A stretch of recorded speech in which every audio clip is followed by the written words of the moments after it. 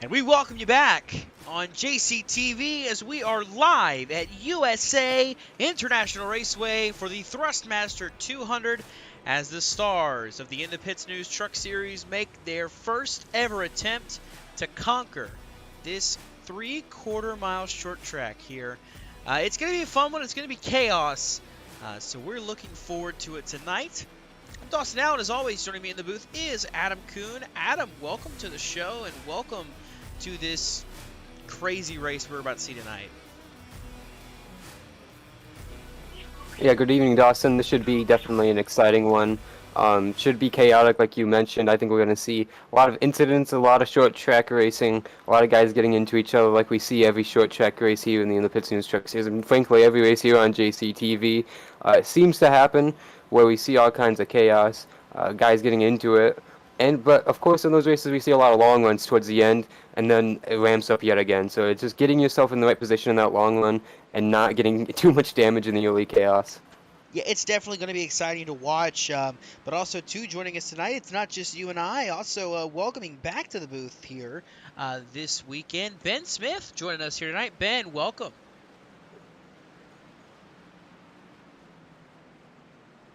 Well, he was here. He may be off tending to something right now. He was here for a second, but that's okay. So right now we are in the ending stages of this practice session. Of course, the drivers get an hour practice before every race, but they also have some other sessions that they will throw up and they will practice together with to try to get a feel for this racetrack. And that's the thing tonight. It's all going to be about feel and how someone can navigate this course properly. Right here, top of the boards right now is the 43. That's Ethan Fonseca Moreno. We have not seen him since Watkins Glen. But the big thing about him right now, he is the most recent winner of a short track race in the In the Pits News Truck Series, winning earlier this season at Iowa. See him sliding off turn 4 there. Go ahead, Adam. He won that race sliding off turn 4 also, Dawson. Up front a lot in that race, didn't lead a lot of the laps, but like I said, he was in the position to be in after all the mid-race chaos because he was in the mix in that long run I spoke of that happened at Iowa. It's just going to be putting himself tonight in that position if it happens, if the race falls into that circumstance. But we know he's going to be fast tonight because he's always fast in these short runs, and pretty fast right now, like you mentioned, top of the boards right now, and Justin Durand in second. He should be one to watch out for tonight. Yeah, Durand as well, another one to watch, but also, too, looking at USA, you see it from the top down from this blimp view here. And if you are attentive to any kind of racetracks, you would know that this is almost similar to Martinsville. And I mentioned Martinsville because, of course, our last time we went to Martinsville, that race went to Cameron Caldwell. Currently sits 12th fastest on the charts right now in that number 12 Chevy Silverado on the In the Pits News machine right there. You see it right there, Pit Road, and up ahead of him, that is Andrew Elias. A different change of pace this week. Usually it's the truck. But this week he's going for a Grimace theme paint scheme.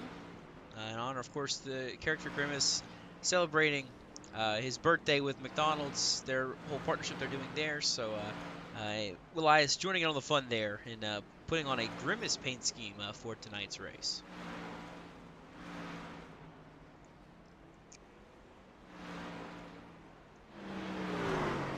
And you mentioned Justin Durand currently on track right now. There you see him, number 5 Fast Lane Chevy Silverado. 4 career wins for that number 5 machine. Looking to go for number 5, the drive for 5 tonight. Seeing if he can't get that done here. Mentioned Ethan Moreno making his return tonight, and talking about Justin Durand, of course, just there. But someone else making a return after a couple weeks absent is David Durand in the 24 truck. He's racing on track right now around teammate Tristan Maher, going around turn 1 and 2 right now. Not so fast right now in the speed charts is David Durand, but we've seen him have surprises before on shorter racetracks. He was really fast in the beginning stages of Iowa. I believe he won that stage a couple weeks ago in Iowa, and before in past seasons too. He's just had a lot of pace early on in the run. It's just keeping it throughout the race and surviving incidents and not being a part of storylines late in the going. Yeah, that's definitely been his struggles, as he has been just kind of suckered into a lot of things late in these races to where he cannot continue on, and it's just a matter of he just gotta try to avoid it as best he can. You mentioned the winner of the stage at Iowa. That is indeed what happened. So looking forward to seeing what he can do tonight in his return here to the league. It's been a couple weeks. Let me see exactly for you. I believe it was Iowa was the last race that he did run for us. Actually, no, Michigan was his last start. So a couple weeks ago. It's been a couple weeks, about a month. So we're happy to have David back. I think his whole thing was. I think Justin said he moved and he didn't have any internet, and that was the issue, or something along those lines. But whatever it is, we're happy to have David back here, and happy to have both our Durans here, so we can make our stupid joke about Duran. Looking through the field as well, currently third place on track, Tristan Maher. He is a winner this season already, winning at Rockingham, so he is 1-for-1 on the new tracks on the schedule, as you see him sliding through 4 there. So he's definitely looking to take the second new track and go ahead and win that one as well. We'll see if he can do that. Looking forward to it too. He's doing great.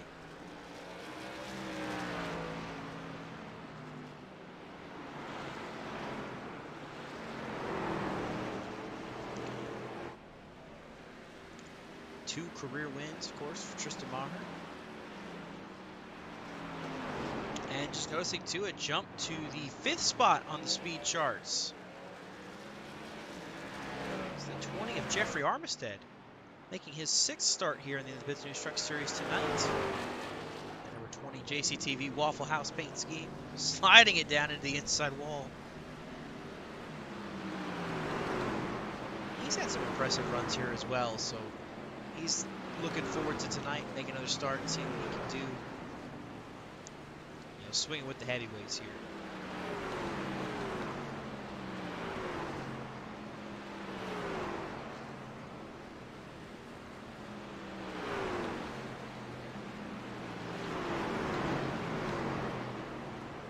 I'm curious, gentlemen, what's going to happen with Mikey Kruger if he can get redemption after the drama we called a couple weeks ago. I didn't introduce you yet. Wait your turn. Anyways, ladies and gentlemen, there he is, Ben Smith, joining us in the booth yet again this week. Of course, was with us a couple weeks ago at Charlotte, which, we've had a couple weeks to kind of brew on it, as have the drivers. And Michael, I don't know how to say, he definitely beat himself up over it, the way that went down. He was really, really trying to get a good finish and good everything, but in the end, he wound up wrecking out of it and taking himself out of the race. Let me make sure I gotta fix something really quick, because that right there is the Blockbuster truck, and Michael Kruger is not driving the Blockbuster truck tonight. He is actually supposed to be driving the Thrustmaster scheme, so let's see if we can't get our old pal Trading Paints to update and get things right this time instead of being wrong.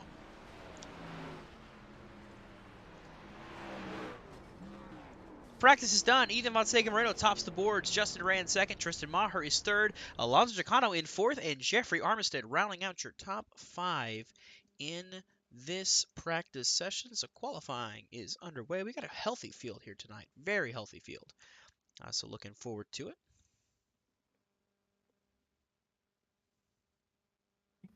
Well, one thing we have yet to mention, Dawson, is the mid-season bracket challenge. This is round 2 of that. And one thing I've noticed is Nick Hapiak has not yet loaded into this session at all.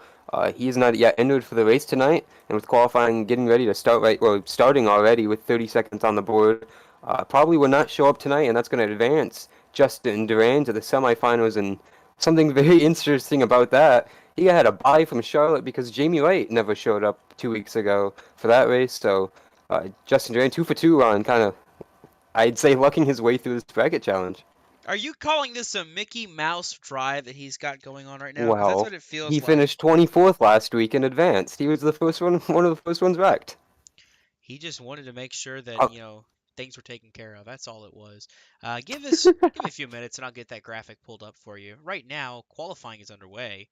And we're missing everybody qualifying, so we'll go to a car that is on track right now. And we'll show him to you. There's Roy Crump, driving the number 70. As he makes his first qualifying lap. Short track qualifying is oh so quick. You blink and you miss it. You can see we've already got 15 drivers with a lap time so far. Very, very quick. But the reason I think we got so many done so quick is because everybody wants to get as many laps as they can. So, you know, they're going to complete their 2 laps they have to qualify, and then they're just going to keep ticking off laps and just keep practicing as long as they can. They want to get as much practice squeezed into these last few seconds as they can before this race begins. So you see there is Roy Crump getting done. It looks like David Durand is getting ready to roll onto track.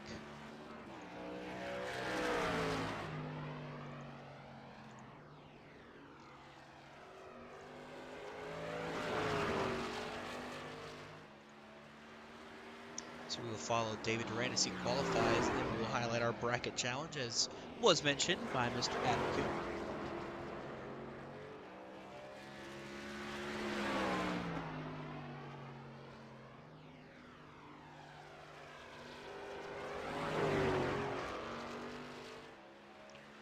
So David Durand's first lap is a 21.305. 338, excuse me. That puts him currently 12th fastest on the board. We'll see if he can't pick that up this time. It looks like actually he is slowing down. It looks like he is just going to call it after that one. So we'll instead go to the next driver on track, getting ready to go. This is Michael Kruger, driving the 14. Supposed to be Thrustmaster. What are you doing, Trading Paints? I don't think you're working properly, buddy.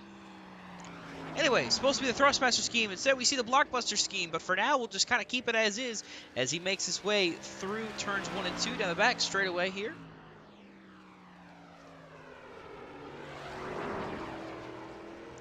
See what Michael Kruger can do tonight. Of course, another thing, too, we mentioned the bracket challenge. There's also the... whatever we're calling that challenge that we have, where drivers can try to win on multiple styles of racetrack.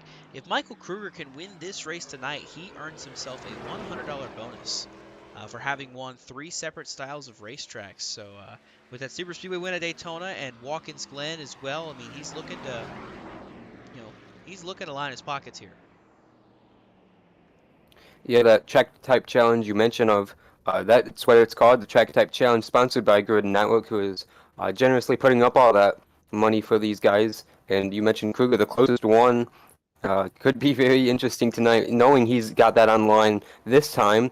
He wasn't aware of that bonus money on the line when he was racing so hard for the win 2 weeks ago at Charlotte. And really quickly, we will take a look at that bracket challenge. So Michael Kruger tonight faces off with Brett Bennett. Cameron Caldwell and Andrew Elias go head-to-head. Of course, Andrew Elias is the biggest upset. If Nick Hapiak does show up in grid and race tonight, he'll have a chance to battle for that. If not, Andrew Elias will automatically earn that bonus. Then Alonso Chicano faces off with Josh Arnold in a matchup of the 2 and the 7 seed. So we'll see what upset can go the furthest in this bracket challenge tonight. So qualifying is just about to wrap up, and that will leave us with a starting grid to present to you, presented by Ardon PC. So let's take a look at that starting lineup. Justin Durand is going to be your pole sitter with Ethan Fonseca Moreno to his outside.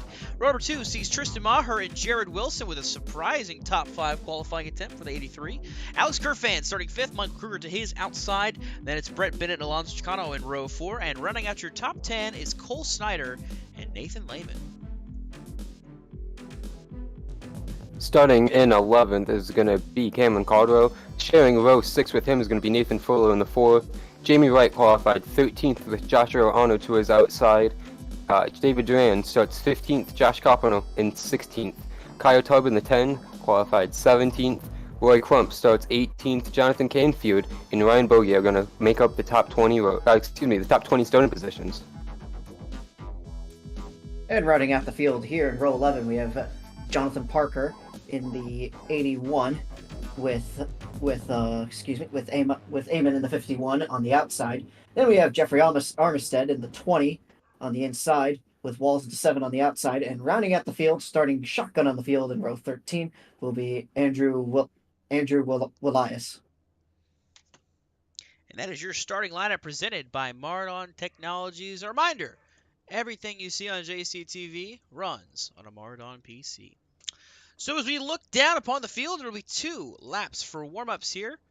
Really quickly, let's see if we can get a word in with our pole sitter, Justin Durand.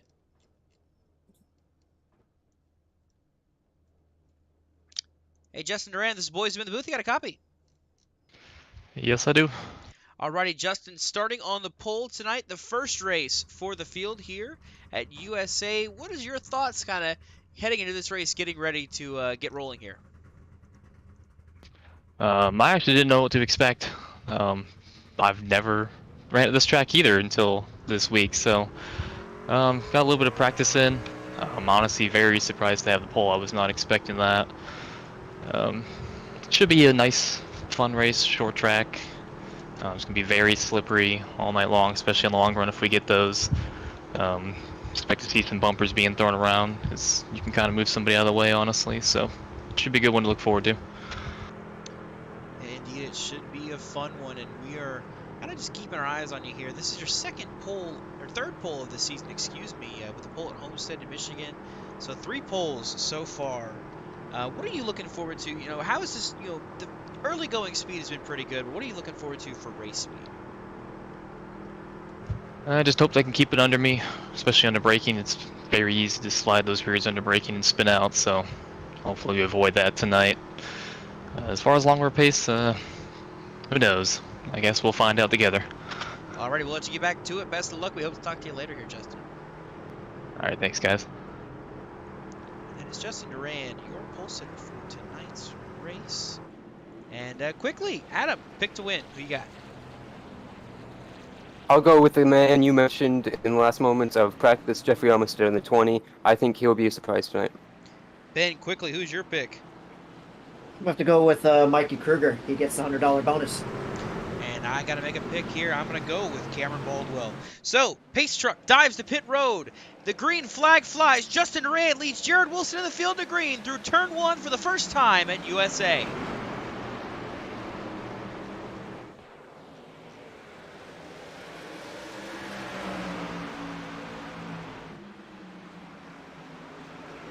First lap being put together here by Durand. He manages to get clear of the good wrench truck there. Ooh, swerving and bobbling in the background. I believe that's Alex Kerfan in the 30.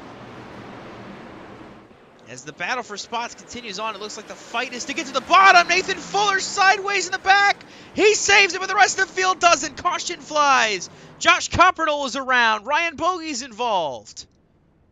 And the first Andrew Elias just came to a stop.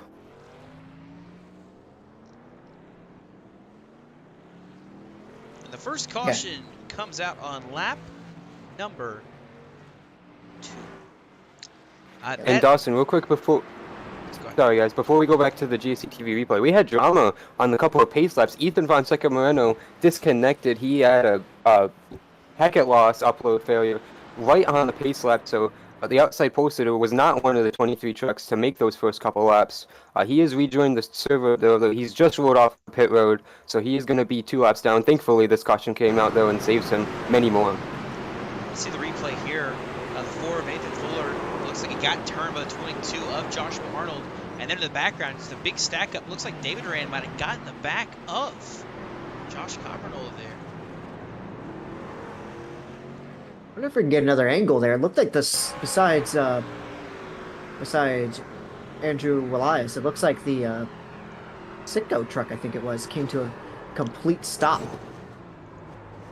See the stack up right there, just there, yeah, from David Durand's Ryan Bogey. View. Yeah, Ryan Bogey looks like he might have just stopped right shot. Jeffrey Armistead, I think, did the same thing.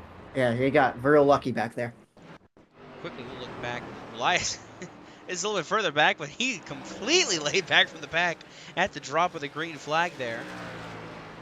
He was like, I'm just going to let you boys settle this and then take your positions. And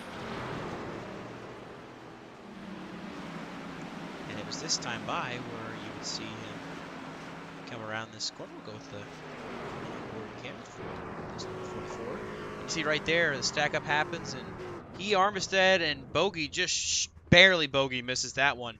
But they all stop it, and they all make sure they are not involved in the accident.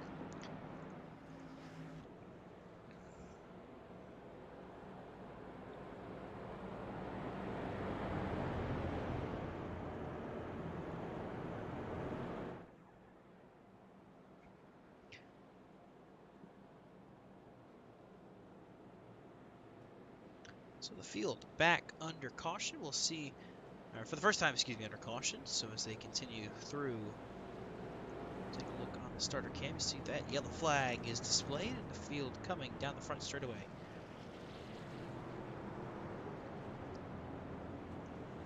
Besides damage repair, I don't expect we'll see any real takers on pit road this early. The only driver that came down pit road was David Durand in the 24. Ethan Van back out on track, 2 laps down, currently scored 24th. We had 25 that gridded. I noticed Kyle Amon is not in the field. Yeah, Kyle Amon left the server actually, like 7 or 8 minutes to go in the practice, saying his wheels started to break and just stopped working in the final minutes of practice. He was up in the top 10 on the practice chart, so very disappointing. We wouldn't see the return of Kyle Amon tonight, but Field is making their choose on the restart here on the front straightaway. And you see Durand to the bottom, and Tristan Maher goes to the top as Wilson goes to the bottom. There's Michael Kruger in the 14. Thank you, Trading Paints, for not working properly, and we love you, Trading Paints, for always giving us the paint schemes that we need for these races.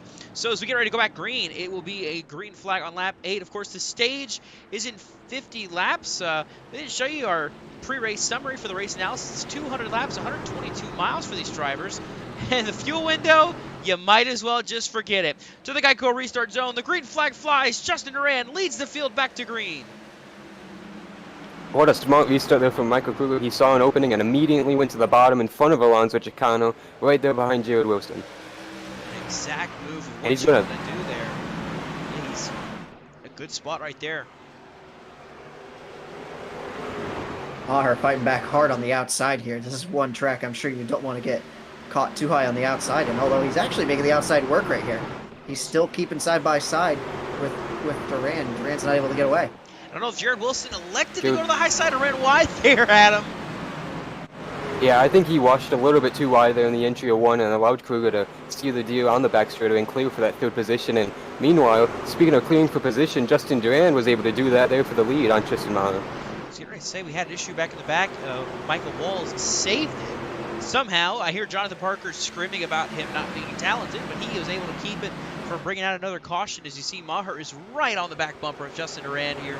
Michael Kruger in tow as well. And that's something we're going to see with this kind of race, this racetrack, is it's going to be a lot of just bumper-to-bumper action. It's just pretty much bumper cars at this point is the way they are racing.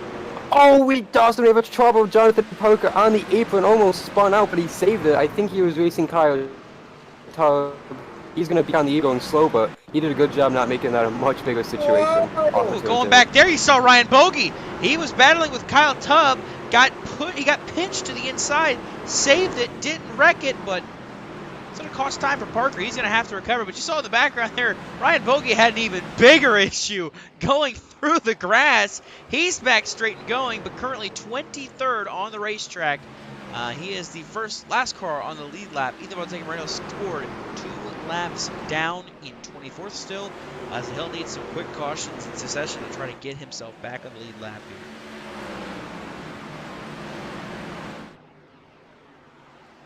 Someone need to tell Bogey back there that this isn't an off-road race.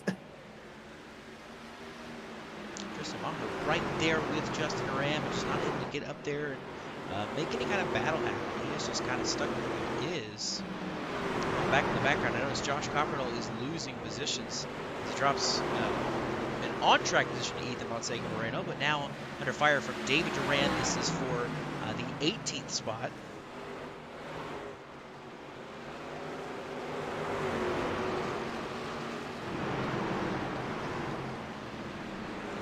Slow one. Cole Snyder spun down in the turn 2 apron there.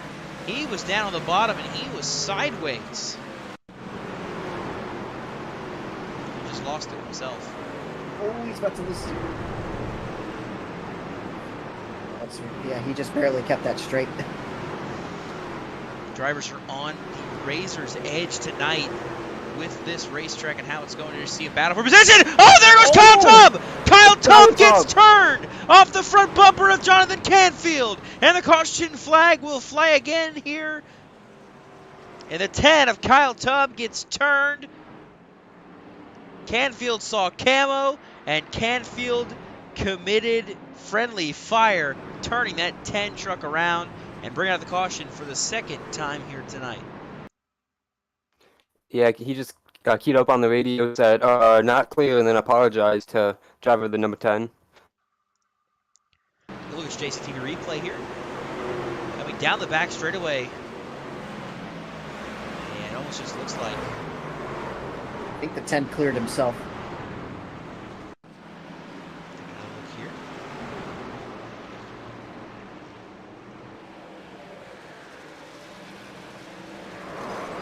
Yeah, it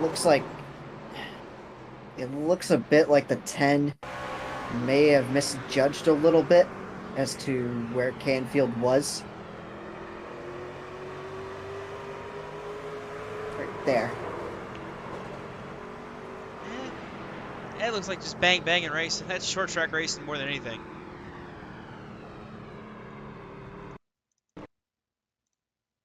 You'll kind of see it right about here.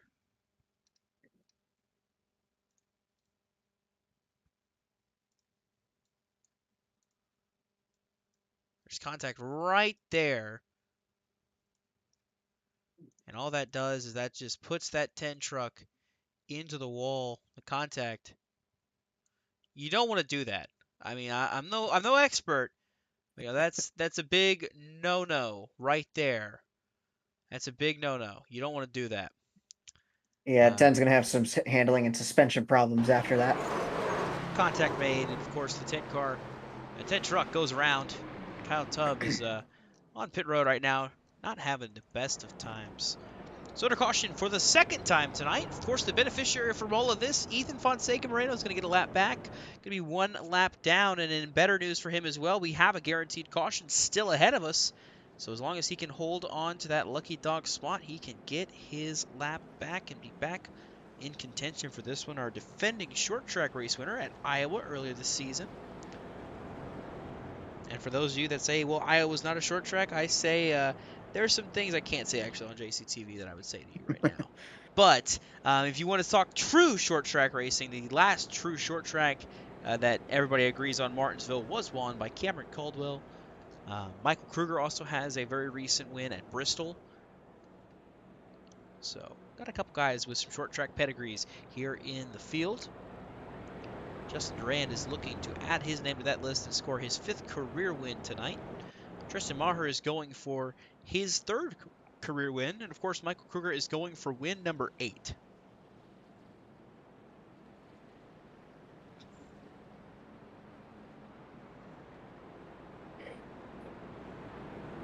Kruger going to be the first to choose the outside this time on this restart. Tristan Maher gave it up to be with teammate Justin Durand there on the bottom. Lonzo Giano, 3rd radius driver there on the bottom, and why not make it 4 or 5 with Kurf and Cameron Caldwell on this restart?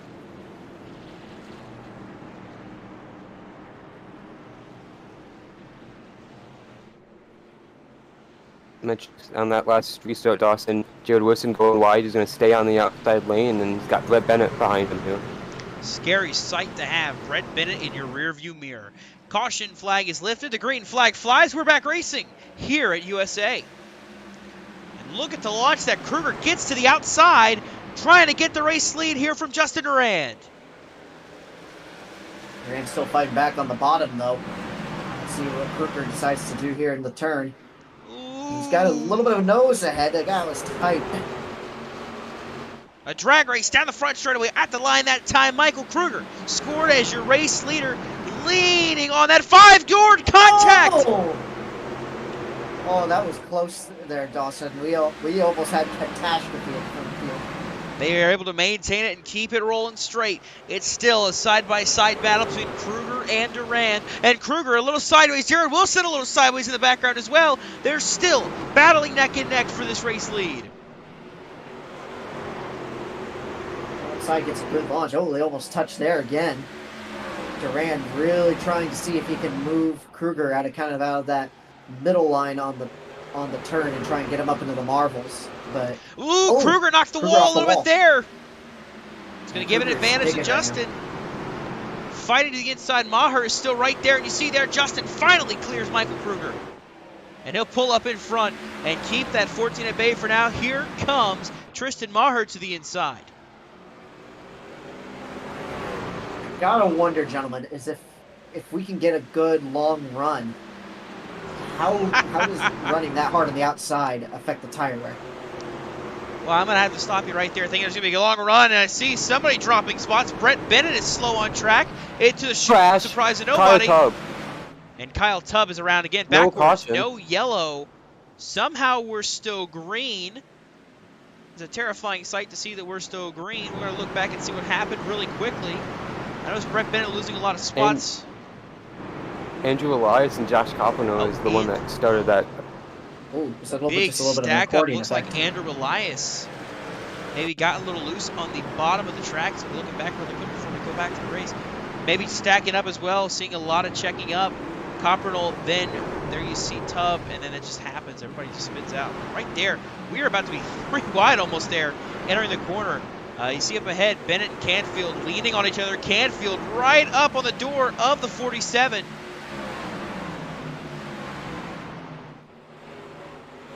Yeah, back to that incident real quick. That was just a huge stack up with them, and we have seen quite a few of those. But because of that, we have seen a split in this field. This battle Andrew between Elias! Canfield and Bennett. Oh my Before- God! Oh! I had to cut you off, Adam. That 44 was facing the inside wall to the outside wall and kept it straight.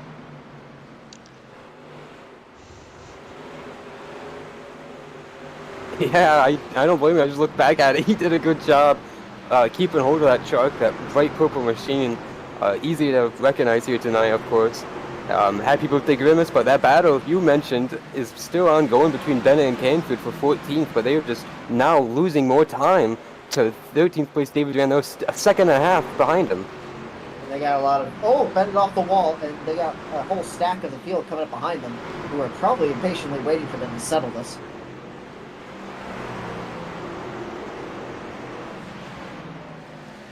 Easy, Brett. Behave yourself. Side by side, Bennett driving in. Canfield slipping up the track. They're still side by side. Canfield might have doored him there, trying to get clear.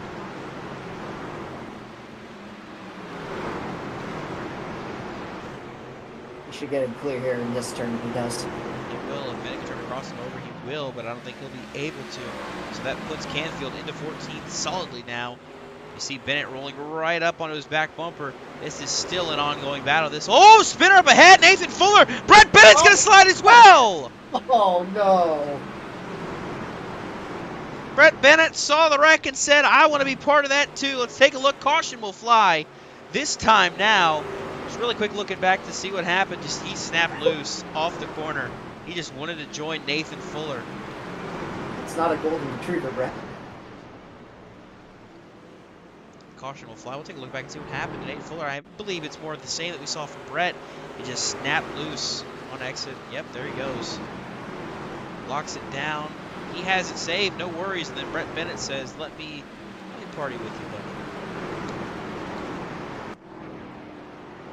So that's going to be a caution. If we can see the other angle of it too, I don't think Bennett hit him directly. I think he just kind of brushed him.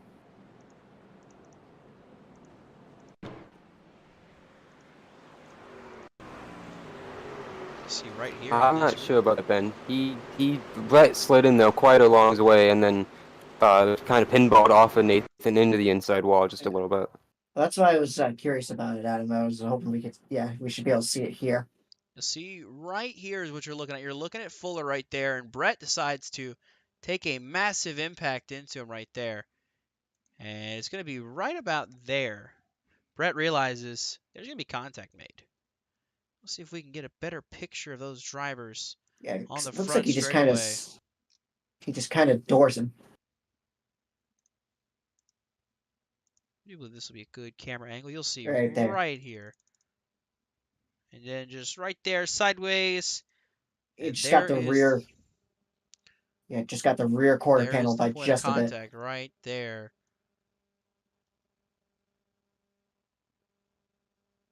And you see these two make contact together.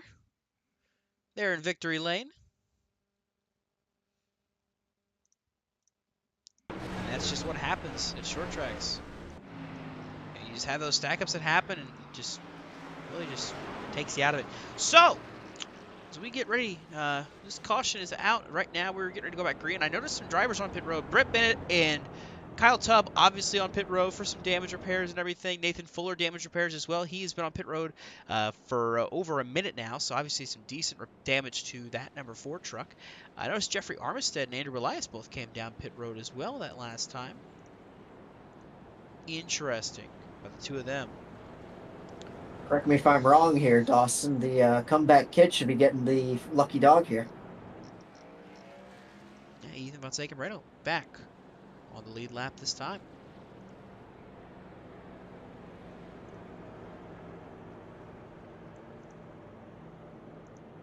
So it should be 1 to green next time by. That puts 23 trucks still on the lead lap as Nathan Fuller takes the place of Ethan Fonseca Moreno as our truck off the lead lap.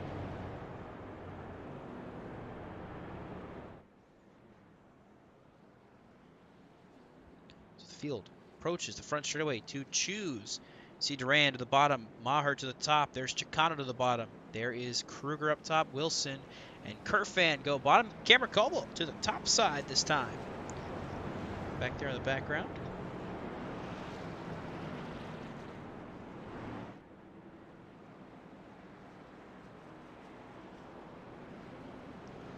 So the field getting ready to go back green here. Still Justin Duran out front leading the charge.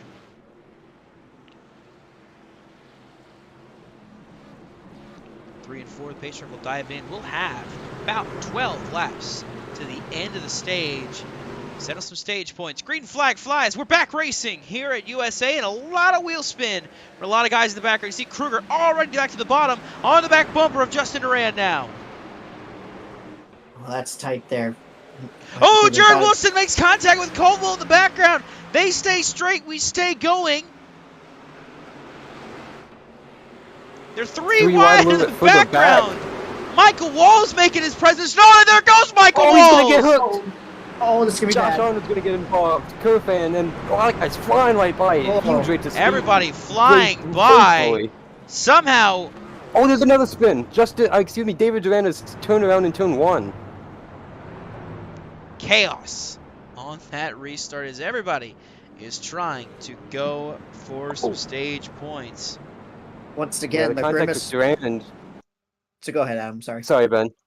Yeah, the contact with Duran was Jonathan Canfield. Both of them went to avoid Michael Walls, went through the grass, and coming back onto the track is where two contact spot and give it around. No big contact, I don't think, for the 24 truck, so shouldn't have any damage. 3 wide there. And then contact with Walls and Kerfan. Art gets a piece of it. Well, Parker just barely avoided that. And once again, the Grimace Mobile came to basically a complete stop. And that's the best way he can do it. We'll go on board here with David Duran and see what happens here. Just gets turned right there. We'll take a look on the from the back. We'll take a look. You'll see here. Wow. Yeah, those guys got real lucky. Oh, Canfield just trying to merge back up. Come back on the track after that one.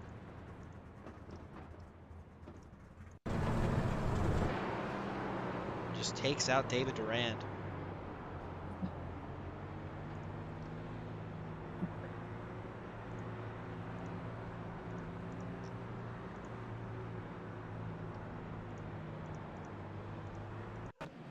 That all started with a 3 wide move here, and 3 wide at this racetrack, just you're begging for disaster. It looks like right there, actually looking back, it looks like Kerfan got a little loose on the exit of the corner, and that's what made him make contact with Michael Walls. They had enough room to try to make it work, but It almost looked like that 30 truck just got a little loose on corner exit and then just got into Michael Walls. But again, that's short track racing. That is just it happens. So once again, under caution, field back behind Justin Durand. Everybody's on the lead lap now as Nathan Fuller will get his lap back there. Some more drivers. It looks like elected to come down pit road. It looks like Jared Wilson, Roy Crump, Ryan Bogey, David Durand, of course, coming back down. Kyle Tubb and Micah Walls coming down pit road that time. No shocker for those guys coming that got damage.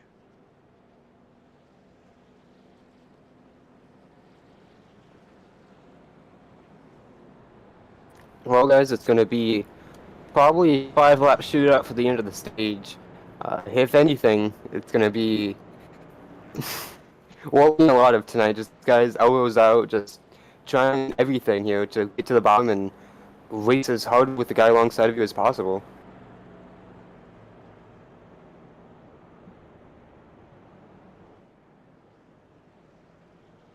One benefit of this as well with all the cautions, Adam, is it's drawing out the tire run. So a lot of these guys, we haven't really been able to see what really happens when the tires get really used up and slick because they've had all these caution laps to keep them cool.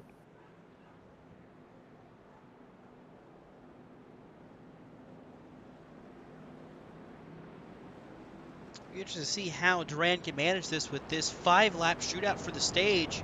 Our top 10 in the running order get stage points. So it's going to be a fight to the end here to see who can pick up the points. Justin Durand, he started on the pole at Michigan, and he won the stage and he won the race. He's looking to try to replicate that tonight if he can. Right now, he's got about 5 laps to try and win his second stage of the season.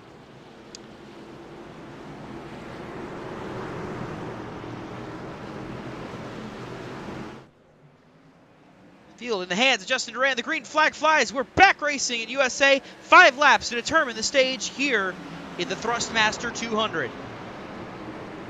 A lot of jockeying for position. Everybody trying to get any spot they can take, making as many moves as they can, as quick as they can. Battle here. Alonso Chicano tried to get to the inside of Cameron Coble. Still driving it in deep to get to the inside of the 12. Here comes Chicano trying to rack up some more stage points.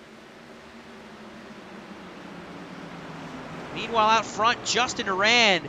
Huge gap between himself and Kruger. 0.5 of a second, he is clear.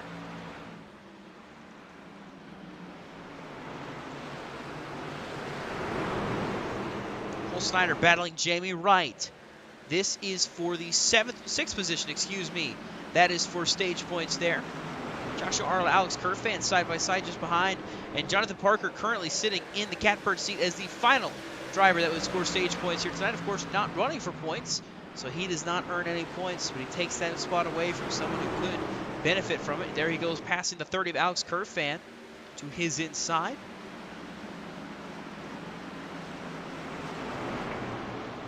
Looks like everybody's gotten single file here, trying to mind their P's and Q's.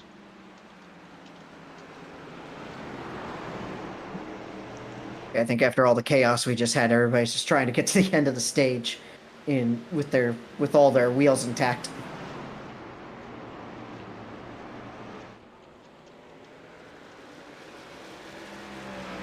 It looks like everybody's kind of just settled in as best as they can. Justin Durand through 3 and 4.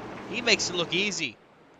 The 5 of Justin Durand takes the stage here at USA as the rest of the field filters by at the line. It looks like the 33 of Nathan Lehman just barely beat out Alex Kerfan for the final stage point. Yeah, there was a little contact there for that 10th position. Alex got a little tight there in the center of 3 and 4, washed wide off onto the main straightaway here. Got into the 33 and put 33 Nathan Lehman on the watch a little bit, and immediately came up on the radio and apologized. For the top 5 in the stage belong to Radius Racing. Michael Kruger, the lone straggler. There you see Cole Snyder, Jamie Wright, Josh Arnold, Jonathan Parker, and then Nathan Lehman cracking that final stage point. quickly going to look at the bracket challenge again, just give you some updates. So Michael Kruger and Brett Bennett are battling. Kruger's second. Bennett is all the way back in 13th. Cameron Colball is racing Andrew Elias. Colball is 5th, while Elias is back in 21st. Justin Duran does not have any competition. He has moved on to the next round, so he will be racing against the winner of Alonso Chicano and Josh Arnold at Texas. And that battle has been very close. Chicano and Arnold have been right around each other this whole race, so it'll definitely be a close one between the three of them. So, Brett Bennett, Nathan Fuller, Roy Crump stay out. So does Ryan Bogie and David Duran and Kyle Tubb and Jared Wilson, all drivers that pit before that stage. They elect to stay out there. The race off pit road is won by Justin Duran, but he will be restarting this race in 8th. Hey, Adam, what do you say we dial up our stage winner and see what he's thinking after those first 50 laps? Yeah, let's do it. Let's talk to him again.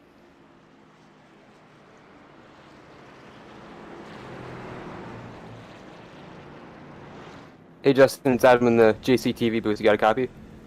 Yes, sir. Well, you were surprised about the pole. Were you as surprised about the stage win here with all the cautions we saw there?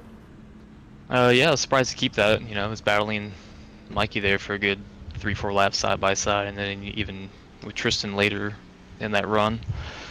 If you told me I was going to win the pole on the stage for this race coming in, I would have been like, okay, well, you need to be drug tested because I don't believe you. Well, it was fun seeing you guys race there side by side for a good portion. What's it going to take here to get through this traffic now with a little bit of split strategy here from all the yellows? First thing, pick the right lane. It's going to be a lot of patience because a lot of people are going to have nowhere to go. So it's going to be a tricky one. Hopefully we just stay clean the rest of the way. Yeah, hopefully we do. I don't have too much optimism for that, but good luck for yourself on doing that, and hopefully we get to see you again driving through the field and talk to you after the race. Right, hope to see you guys there.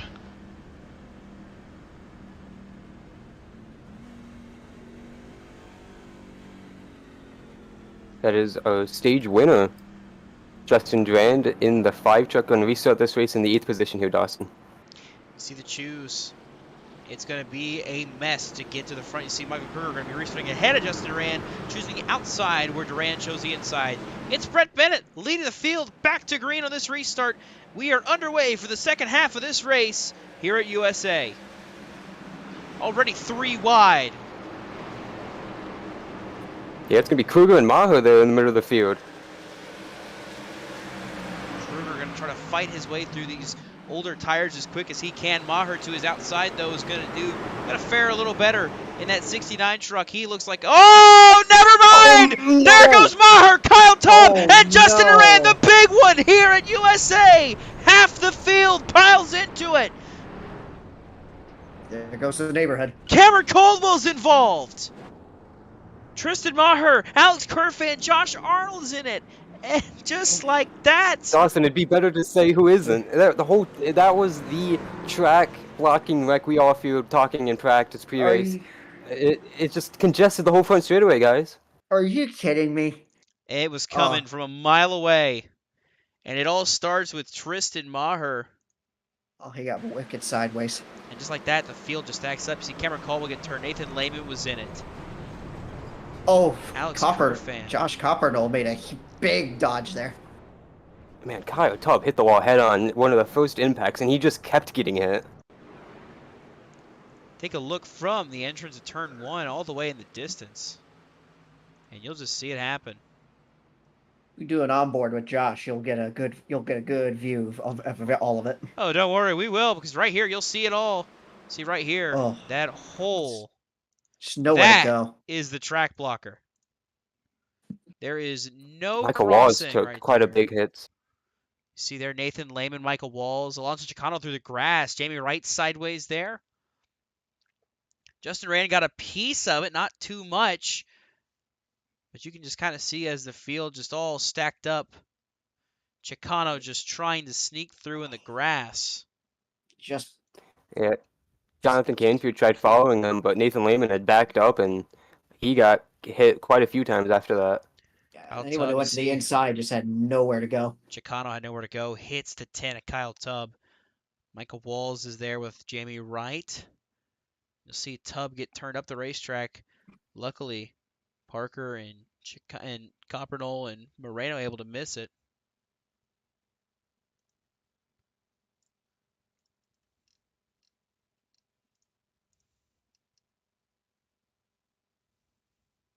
And guys, that's just the part of racing mixed with all those different tire strategies, because they were obviously racing super hard. That incident obviously could have occurred racing for the lead, but you're just in so much more trouble there. And the air is, of course, so much dirtier when you're 8th in line instead of 1st in line. Man, you just see how quick that track gets blocked for Coppernoll. It was a matter of seconds. That track was completely blocked and you couldn't go anywhere. Take a look on board with Jonathan Parker in the 81 machine.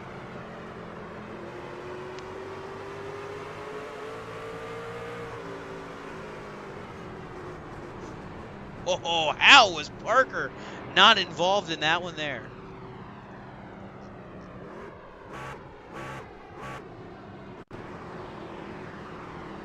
Over Justin Ray in the 5 machine. I know you love showing replays, Austin. I love seeing them, but I just want to give you a quick update. Pace truck lights out in 2 and 3 right now. See, now, why do they got to do that? Why do they got to make it such a quick caution? I know, I agree. The replays? Brett Bennett leading the field. Nathan Fuller second. Green flag back out. And whoa, Brett Bennett goes up the racetrack in front of the 4. You're going to have to remind me, Adam, is there a rule about lane changes on the restarts? I'm not exactly sure, Dawson. I'm pretty sure, pretty confident that is a rule. We'll see if it gets enforced here. That was a big time block thrown by Bennett there. Ooh, Jamie right in the sideways. background. He's going to save it, though. He keeps it straight. We're staying green for now, but they're driving like they want another caution.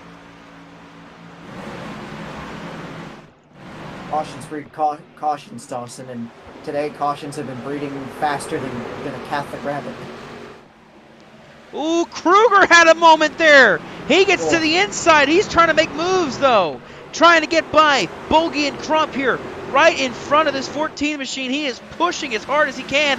He's got David Durand, who's outside right now. Kruger's all over the back bumper of Roy Crump right now, trying to get to his inside if he can. Thinking about it. Peaks thinks better of it. Gets back in line. Now to the inside of the 21 of Ryan Bogey.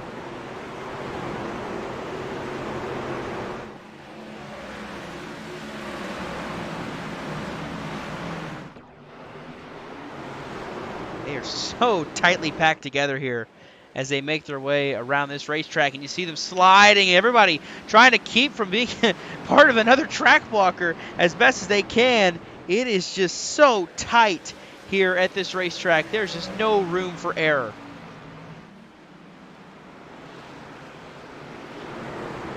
Kruger trying to get under Crump here for 3rd. Let's see if he can. Oh, contact! My goodness, Mikey. He saves it, keeps it straight. Mikey's... Caution, Andrew Elias is spun in turn 4, guys. Oh. My Grimace Mobile finally couldn't save it. And just like that, we'll have another restart. He got some help. Looks like he flipped the apron and it sent him up into Tristan Maher and got tight and couldn't stay. Oh, Jesus. We almost had another incident there as he was backing up. Canfield coming to the track right there. And it looks like he hit, I don't know if it was driving in too hard or hitting the apron and just bounced off of Maher, but there, Canfield. Good grief. Phew. Close call there, but that brings out another caution.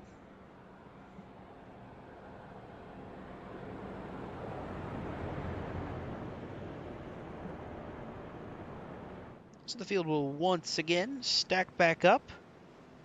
We re-rack it. And we see what happens as the drivers are getting a little more antsy, it feels like, for making these moves.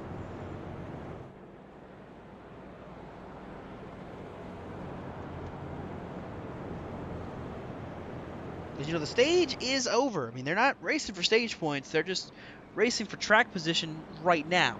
But they are still driving like crazy. So it looks like the free pass is going to be the 33 of Nathan Lehman. He'll get his lap back there on the outside lane. Alex Kerfan, Kyle Tubb, and Jonathan Canfield are the other drivers that are off the lead lap. So we have 21 drivers currently on the lead lap. Dawson, we asked the question. Race control has looked back at it, and Brett Bennett has been given an EOL for the restart violation on the last restart for changing lanes. You thought it as soon as it happened. I looked back at it quite a few times, and I have no other opinion than what you thought live. It looks very obvious from quite a few different camera shots. It's not intentional. No way it was. It looks like he just put the hammer down and the wheel spun, and he just drifted into the outside lane, but that is against the rules.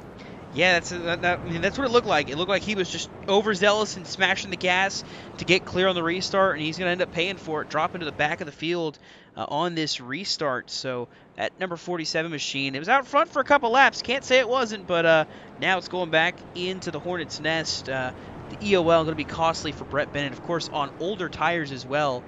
So he's really going to be in trouble as this race progresses. So that will hand the lead over to the 4 of Nathan Fuller.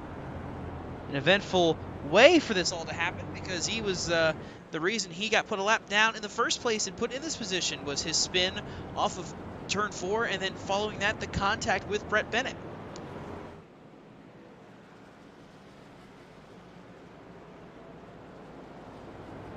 Yeah, let's see how the 4 does here when we eventually go back green as the control truck.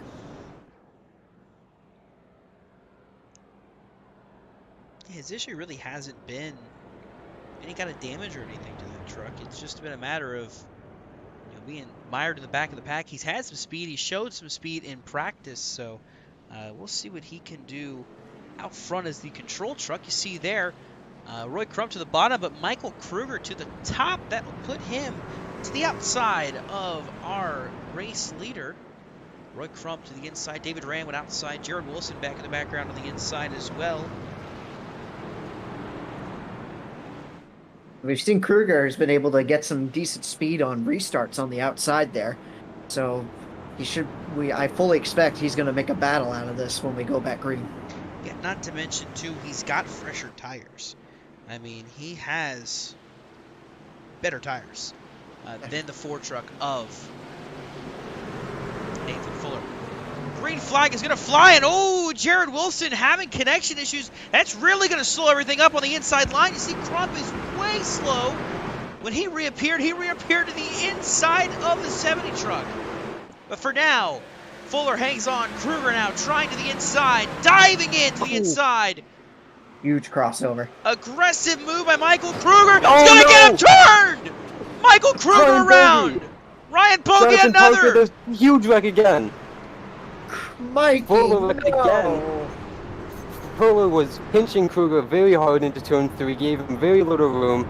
It was a dive from the 14, but it was, I think, a very well precision dive considering the tire difference and the speed of the 14 truck, and then it just continued throughout the entire corner, guys.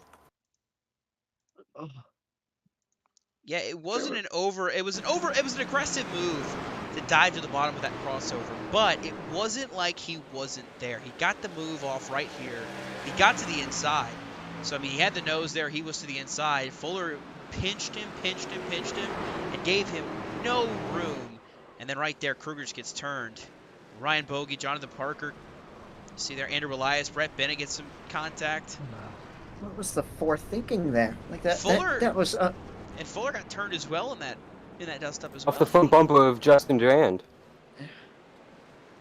Like Yep, that didn't need Roy to happen. Crump got some damage too, it looks like. 70 got clipped, yeah.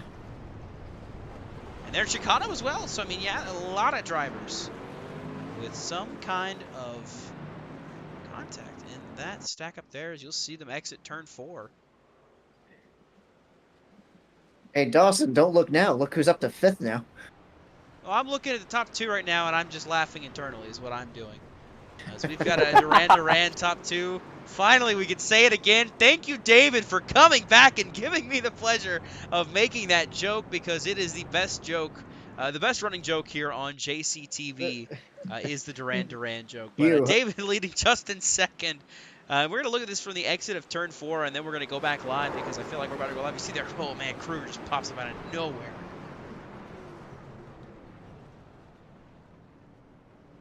I guess you could say that the two Durants had a view to a kill on that caution. Oh, absolutely. Oh, welcome back, David. Back in the lead here.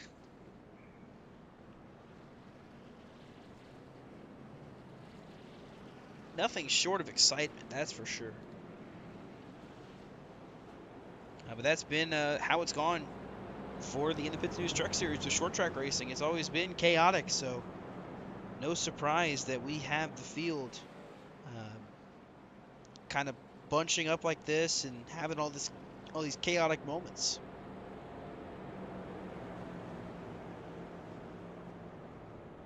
If I'm wrong, Adam, I don't think we have any trucks retired yet. No, we do not. We have 19 lead lap trucks as of the last lap completed. I think that might change here shortly. But we got Kyle Taub currently 1 lap down. Kruger scored 1 down, as is Jamie Wright. And Alex Kerfin and Ryan Bogey are 2 laps down each. As of this moment, we're getting ready for the restart here as leaders choosing. Interesting. David goes to the top here. The first time the leader goes to the top for the restart. We've seen him always choose the bottom this time. David goes top, Justin goes to the bottom. So it's easy to be one of two things. David could feel he has a better launch in the outside lane, or David's staying out of Justin's way to allow him the ability to get out front. But I'd lean more towards the former rather than the latter.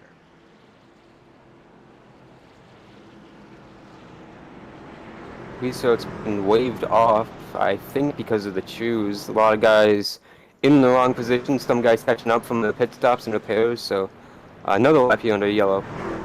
Just kind of looking to see if maybe something happened to cause a delay of the green. Michael Kruger was slow on the racing surface. I don't know if that might have caused it for him to drop into the tail end. And maybe just an auto trigger due to that, but so we re-rack them, restack them, and yeah, you mentioned it, Ben.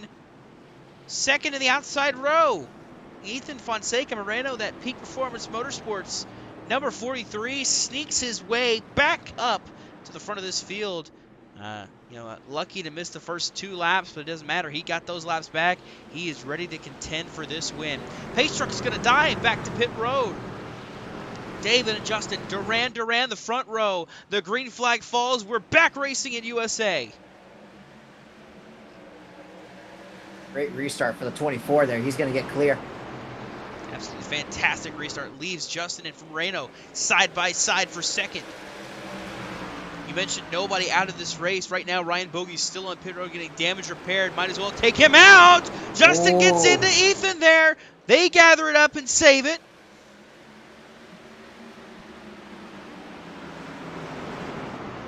Chicano missed his braking point. He slips up the racetrack. He drops back. They were 3 wide for a second. And this right here, this is a bracket battle between Arnold and Chicano. Side by side, the 2 and the 7. Boy, Walls back there cut Chicano a lot of slack by not forcing it 3 wide.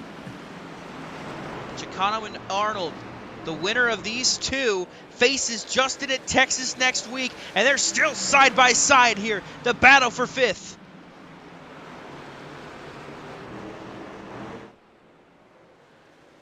Now things are settled out at the front. Duran still 1 and 2, and battling like hungry wolves out there.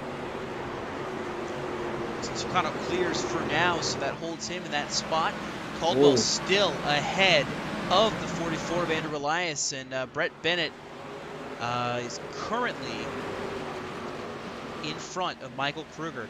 So keep your eyes on the 40. Spinner! Jamie Wright's around. Caution flies again. And I was getting ready to say, Michael Kruger's not in the free pass position, but with Jamie Wright spinning out right there, that gives the free pass to Michael Kruger. It does. I'm pretty sure Kruger got by him before the yellow flag was displayed. So big break for Michael Kruger to get the lucky dog this time. Barring Just any before the issues. caution, Dawson Arnold had quite a moment there where he got really loose off the turn and kept it straight. There's been plenty of those tonight, that is for sure. Take a look at your JCTV replay and see what happened to the driver of the number 0. It looks like just getting loose there. He had a bit of contact a little bit with Roy Crump, and is Roy Crump disconnected from the session?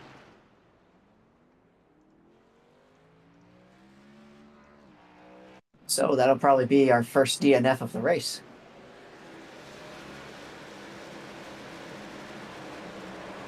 Zero Scott loose. Yeah, Roy Crump is no longer connected. Ryan Bogey is now disconnected as well, it looks like. So Roy Crump technically is not the first DNF. Technically, that goes to Ryan Bogey, who's been on pit road for the past 11 laps.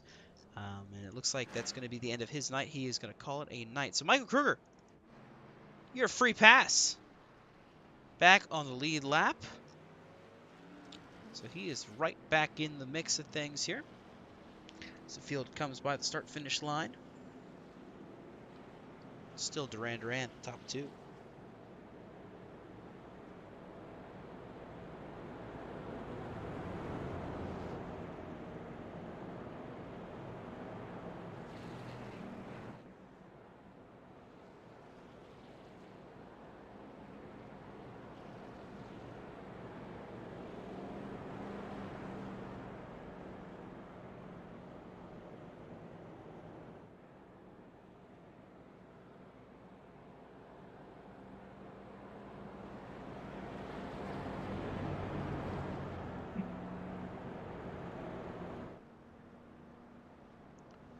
So the field makes its way to the front straightaway, I believe. We should be choosing, if not this time, next time by, it looks like.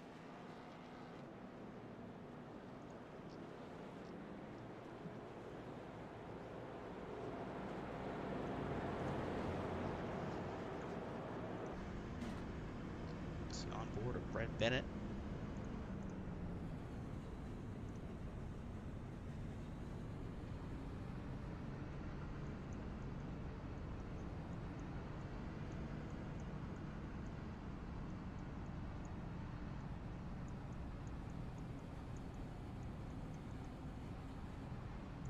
Currently sitting 15th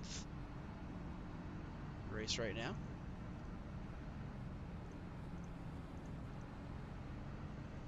He's had an eventful night from the front to the back to the front, back to the back.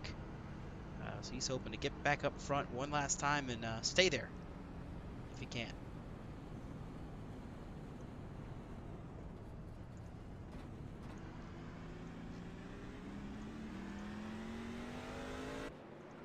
So we get double file. David back to the outside, Justin on the inside. Moreno and Coldwell make up row 2. Gonna go back green. It'll be 111 laps to go here in the Thrustmaster 200 at USA. It's the Duran show still. Moreno sitting in 3rd. Curious if he has anything for either of these 2 trucks. We'll have to see. Green flag flies back underway here at USA.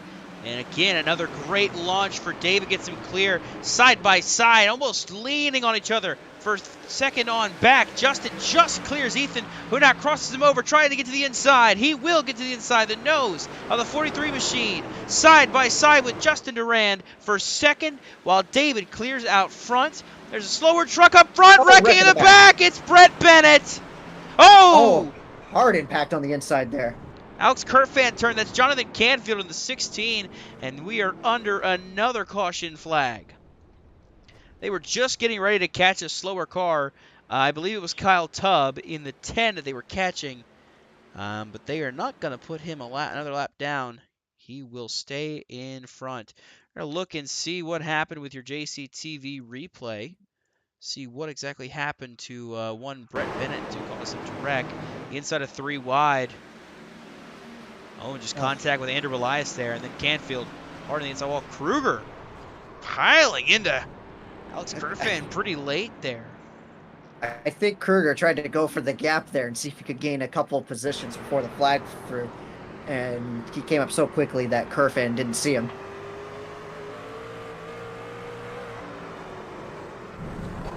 Oh, hard impact on the inside wall by Canfield.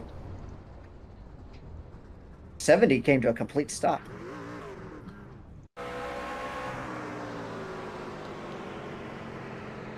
Roycroft back out on track after might have been some connection issues that caused him to drop. Kruger, man, he just tried to gas it up there, and it just did not work out. Yeah, I think Mikey is trying a little too hard after that earlier incident that dropped him from the lead. He's trying to make up those positions, and the desperation just creates some silly mistakes. Not a hard impact for him or Kerfan, though. That's the one good news about it. Yeah, they were able to escape having a heavy impact. The one who wasn't able to was Jonathan Canfield. Pretty hard hit to the inside wall. Might well end his night tonight. How many, refresh my memory, Dawson. How many cautions are we up to now? Because we're just shy of halfway. Too many. Well, let's see if we can get a hold of another driver really quick before this restart. Let's see if we can get a hold of the driver of the 44, Andrew Elias. Hey, Andrew, this is the boys in the booth. You got a copy? Yeah, I got you. Alrighty, well, right now you are currently running in 18th. You had a run in there with teammate Brett Bennett. What's going on out there? How you feeling? Feeling good. Truck is pretty destroyed. I've been involved in every single wreck. That sounds about right for par for the course. But of the like, 44. I mean, on the bright side, like, dude, Grimace, whoa. I agree with that there. The new paint scheme, usually you don't whip these up. I know it takes you a lot of time to get these paint schemes made, but a brand new paint scheme just for us here tonight. Yeah, you're so welcome for that. Like, I thought about you guys. I love you guys so much, and I was like, you know, how can I make this day better for you? And I was like, oh, I can give them a little bit of Grimace to brighten their day up. Well, we certainly appreciate it. Right now, you are 17th on track. Cameron Caldwell is 4th. You've got to best him to be able to advance to the next round of the bracket challenge. How you feeling? What's your? You think you can pull out another one like last week, a couple weeks ago with Kerfan? I think I could compete with him if I could just stop getting involved in every single wreck, you know? I think my truck's a little bit more torn up than his, though. Well, we're excited to wait to see how this all plays out. We'll let you go here again, Andrew. We'll hope to talk to you in a little bit. All right, love you. Love you too. And that is Andrew Elias, driver of the number 44, the Grimace Machine.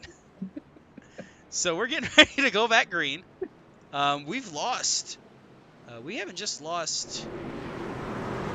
We lost someone else. Adam is disappeared. I don't know where Adam is. The green flag is lost connection. Back out. Yeah, very likely. I know some storms coming through and everything might have affected him as well. The green flag is out. We are racing, but no sign of an Adam anywhere. We've looked high and low, near and far, and he has just kind of vanished. So with that, battle is for third now between Moreno and Caldwell. Got some breaking news here as well, Dawson. We were talking about it earlier. We have word from Jonathan Canfield, and I'm paraphrasing here, that it is the care center for him tonight. He is done. And the 9 of the 16 truck 23rd will be where he will finish. Side by side, still for this third position tested between Moreno and Caldwell. Ooh, Caldwell slips up the track a little bit into Moreno. They stay side by side. Neither driver giving an inch. That's enabling the Duran to take off and get away from these guys. Oh, spinning in the back, it's no. Josh Coppernol! Hard to the inside wall for the 42. Caution flies to the halfway point. Just like that. Big hit for our JCTV colleague there. I'd be curious to see what was the cause for that. If he just got he had help. Take a look with your JCTV replay. He got loose and then just got finished off there.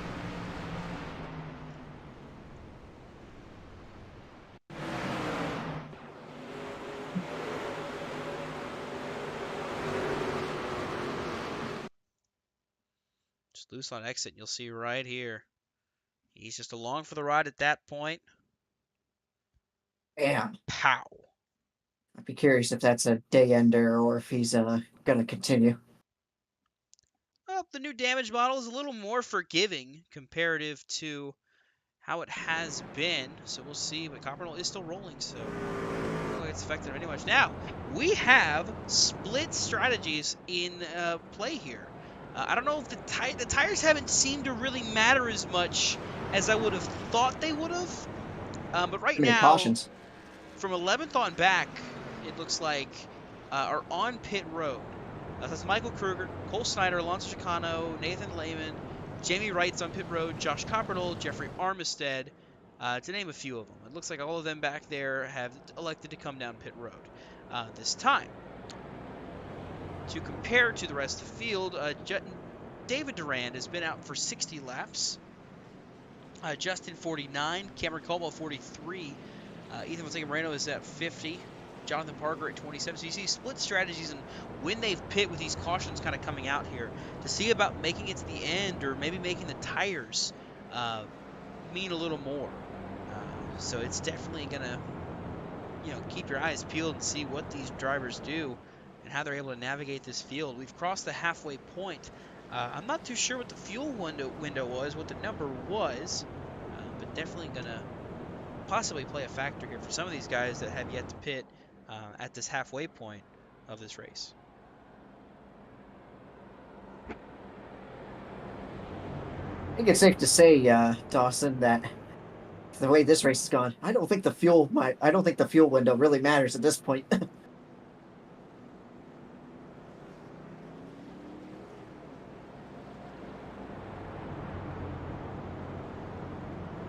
You alluded to it earlier that because of the amount of cautions we've had, we haven't really gotten to see what happens when the tires really get worn out. Yeah, it's been just caution after caution after caution. Really no chance to see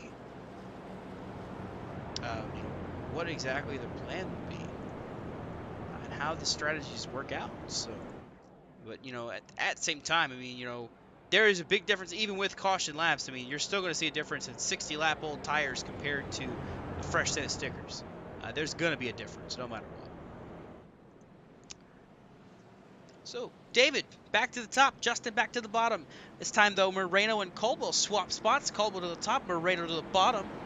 Jonathan Parker cracks the top 5 for the first time tonight. He is in 5th. Jared Wilson having a great run tonight, now into 6th. On the outside of the 81, Joshua Arnold is in 7th. Brett Bennett, Tristan Maher right there in the top 10, as well as Andrew Elias, based on the choose.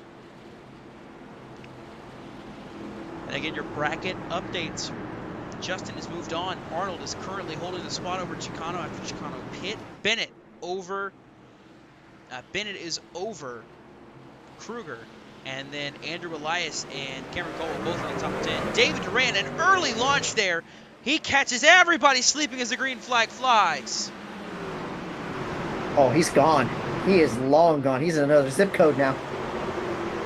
Somebody forced it 3 wide on the outside. Jeffrey Armistead actually electing to drop back there. He pulled it up top and let them all set sail to the inside. He wants to stay out of harm's way for now in that number 20 machine. Moreno solidly takes 3rd now. Here comes Jonathan Parker, who has been a master of wreck avoidance today, who has now worked himself up to 4th. Oh, Brett Bennett! Stop doing that! Can't kick the wall, but we're still rolling. Brett wants to be the biggest upset of this bracket challenge, and he keeps upsetting himself tonight instead. Don't know what's going on with him. Michael Kruger now ahead of him by just 2 spots, so that's going to be the battle for the bracket challenge. Well, side by side, Jared Wilson to the inside of Cameron Caldwell. This is for 5th. Solid pass there for Wilson, and you mentioned a split strategy. And still got the highest of these guys who recently pitted is Snyder now up to 8th. See David Durand slowing on the bottom there. Looks like he might have been penalized actually for jumping the start. Yeah, I think you're right there, Dawson. David Durand, I thought he went a little early. And Turns out he did. David Durand. Penalty from the lead. Caution is out. And it looks like it was Nathan Fuller. Jamie Wright's involved. A lucky break there for David Durand as the caution Huge break. flies before he'd have to go a lap down. That is the best it could have been for David. So we're going to take a look and see what happens. It looks like it starts with Andrew Elias.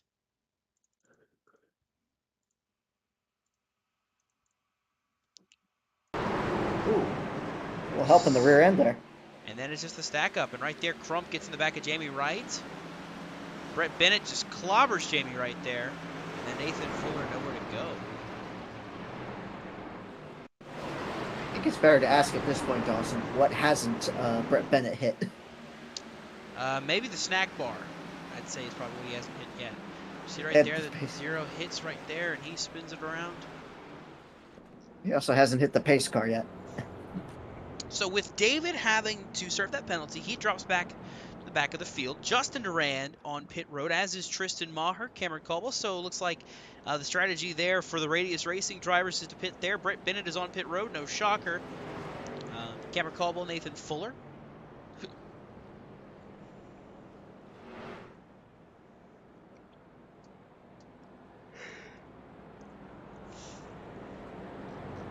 So right now your top 3 in the field. Ethan Fonseca Moreno, Jonathan Parker, Jared Wilson, Josh Arnold, they're in 4th, and Cole Snyder is in 5th. Those 2 drivers from Militia Motorsports ready to rip and ride. Try to get up here for a top 3 and maybe even try to go for a victory here tonight. See what they can do.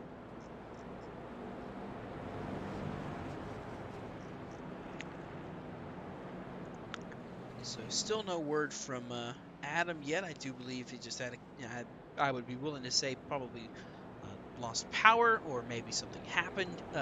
Not sure. Not going to speculate. Just obviously one man down in the booth.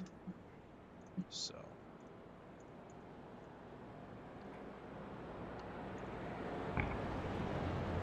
I'd give an attaboy to the 43 here, as we talked about with his issues at the start of the race. Had to start from the pits, 2 laps down. Now he finds himself leading. Yeah, I mean, he would have started outside pole if he was able to grid, but instead he is back out here, and it looks like he is a ghost, according to according to the system. He was supposed to start 2nd. His low is going to be 24. Actually, you know what? Here, let's fill this out. I've got you right here. So this is ETB. We also get confirmation from Adam Kuhn. It is a Wi-Fi problem. He started 2nd. Or no, he's currently. I messed that up. See, I can't even read camera graphics. All right, so he's currently 1st. Started 2nd. High is 1st, and his low is 24th. Good enough. You can read that. So Ethan currently leading the field. It's been an eventful night for him, but he is back out leading this field. Going to choose the outside lane for this restart.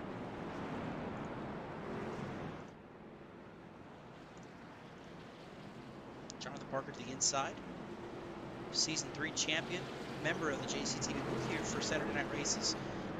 I believe this is his last start he is making this season of his 5 starts he gets. Of course, after winning at Charlotte 2 weeks ago, looking to go back-to-back here tonight. Pace truck dives in safety of pit road. Ethan Fonseca Moreno is going to be your control car. He will launch and lead the field back to green here at USA.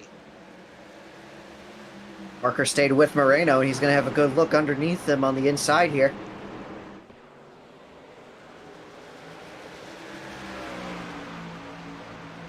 Still right there at the inside. These 2 were teammates last season. Now, of course, Moreno joining Peak Performance Motorsports.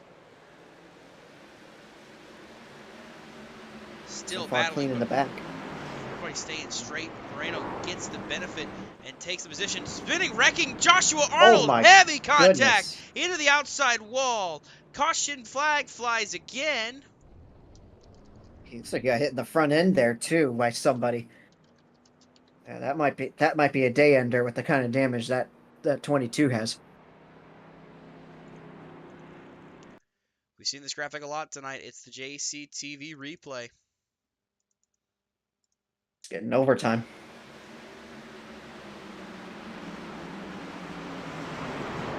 Contact with Michael Walls hard into the outside wall. Man.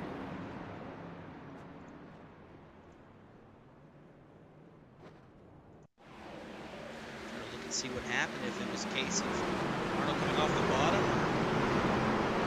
Just heavy contact from that 22 machine. Take one final look here. This angle, then we get some on-board. Just right here.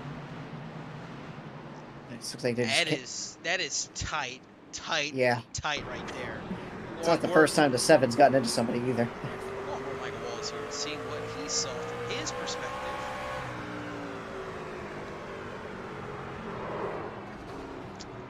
Just kind of pinched down. The 22 came up and they got locked together. I was gonna say it looks kind of like they just two of them were fighting for the same track position. They just couldn't get it together. They both wanted to go for the middle of the groove, and they're just right there. Yeah, went down as the 22 came up. Arnold wasn't fully committed to the bottom. Because of that, that's what got him turned around.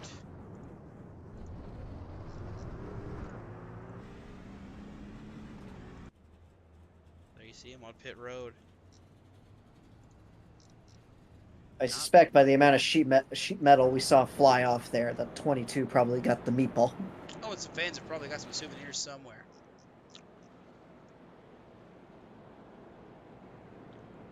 Yeah, it looked like they were just fighting for that same position right there. You know, Micah was right there trying to roll the outside, but Arnold kind of missed the bottom a little bit, if even. But Micah was also trying to pinch, so just you got two guys, racing tight, and it happens.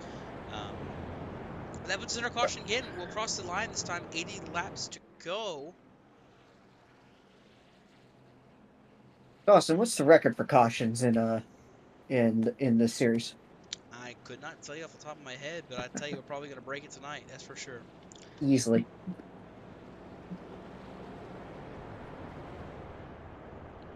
So just looking at the field now, it's Moreno, Parker, Wilson, Snyder, Chicano, the top 5. Elias is 6th. Walls is 7th, Lehman 8th, Armistead 9th, and Kruger is 10th. I'll quickly show you again the mid-season bracket challenge. You see Michael Kruger, Brett Bennett, they are competing with each other. As of right now, Kruger is 10th, Bennett is 17th. Cameron Caldwell and Elias there in that 4-12 matchup. Well, Elias has scored 7th over Cameron Caldwell, who is 13th. Justin Durand has another bye, as Nick Hapiak did not make the race tonight, so Durand, 2 straight byes, gets him to Texas. And then Alonso Chicano, Josh Arnold, that looks to be a bit settled as Chicano is 5th. And Arnold, after that incident, may as well be out of this race. Heavy contact has got him on pit road still. So very likely out of this one here tonight. So the field has chosen getting ready to go back green. Moreno to the bottom this time. Interesting call. Parker takes the top side, Moreno to the bottom. Maybe Moreno trying to play some mind games on Parker. Parker was able to launch with him while he was on the inside. Can he launch with Moreno while on the outside? We'll see here. The field back in the hands of the 43 as the pace truck dives the pit road. The green flag flies, and a good jump for Moreno. That's exactly what he wanted to do there. Catch Parker off guard and try to stay clear as Moreno leads the field through 1 and 2. Parker manages to get down to the bottom, though, real quickly. Let's see if he can go with them and try and have something for him. Cole Snyder going to clear for 3rd on Jared Wilson as they head down the front straightaway. Wilson now under fire from Chicano. That's the 4th spot up for grabs. Chicano been in a couple of incidents today, but doesn't seem to be hurting the performance of that truck very much. A couple cautions ago. 13 laps ago was the last time they were on pit road. Goldman currently is 12th. He's hunting down the 44 of Andrew Elias. That is going to be his battle he has in the JCT bracket challenge. Nathan Fuller spinning in the back. Caution bring again. out another caution.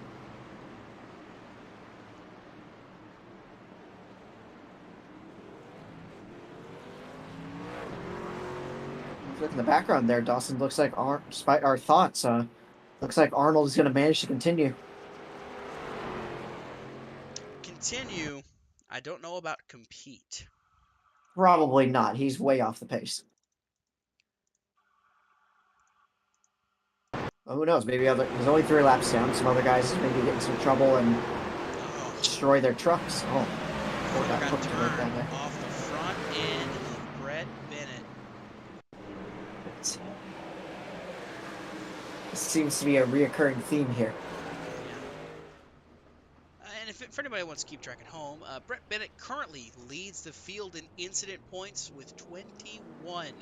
And there is one driver on the track right now, somehow, some way, that is scored with 0 incident points.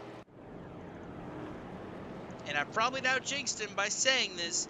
Jeffrey Armistead, the only driver to not have a single incident point in this race. Everybody else has 4 or more. But Armistead is sitting with a goose egg in that category, so he's looking to hold on to that one and keep it that way the rest of this race. So Ryan Bogey out of the race. Jamie Wright is out as well. Canfield as well is shown in 23rd. He's on track, so he will pass Jamie Wright this lap and take 20 seconds. Jamie Wright will drop to 23rd in the standings.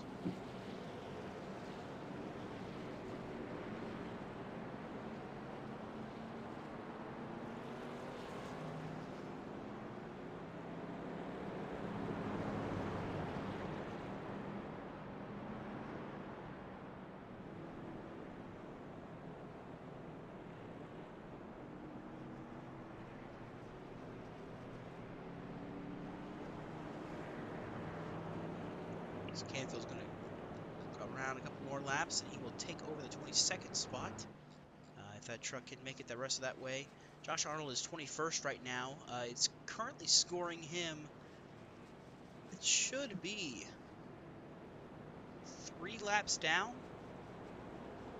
But he's back on pit road right now as well. So scoring is kind of having a little fun with it. I can't tell for sure. I want to say we have 17, 18, maybe 19 trucks in the lead lap right now. Yes, 19 are on the lead lap. Roy Crump is 3 laps down. Josh Arnold is currently 5 laps down. Jonathan Canfield is down 22 laps. So the field will cross the stripe. They should get the 1 to green this time. We'll give this a restart with 70 laps to go in this event. Back to the inside for Moreno. If it ain't broke, don't try to fix it. Exactly.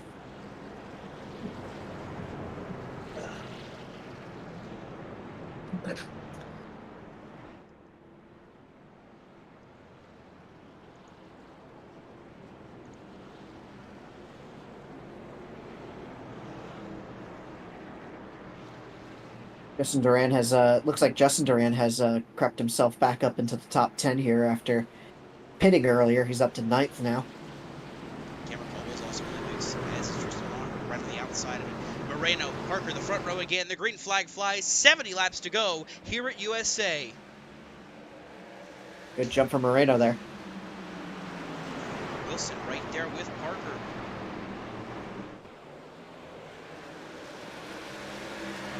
Parker shuts the door nicely on Snyder, who now has to battle with Wilson for 3rd.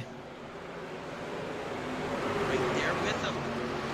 Still side by side. Snyder going to clear. That opens the door for Chicano out of the inside of the 83.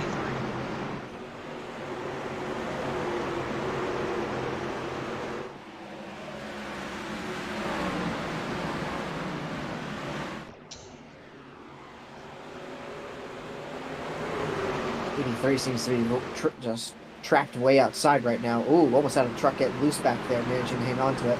It's the Grimace Mobile. Just ran ahead of Nathan Lehman. Behind him sits Cameron Caldwell and Tristan Maher looking to get around this 33 truck as quick as they can. They're side by side with each other. 33 Top Golf Ford F-150. And you see here, Jared Wilson fighting with him there up ahead. front of Michael Walls now. Walls gets in the back of him, trying to get him out of the way. Michael Kruger right on his back bumper as well, trying to get to the front. Yeah, Kruger has, we've seen him. Caution. He's willing to Oh, it's Maher. Maher Oh. Fuller Bennett, of course, had to join in. Maher immediately just towed it. I think he's done. Quickly.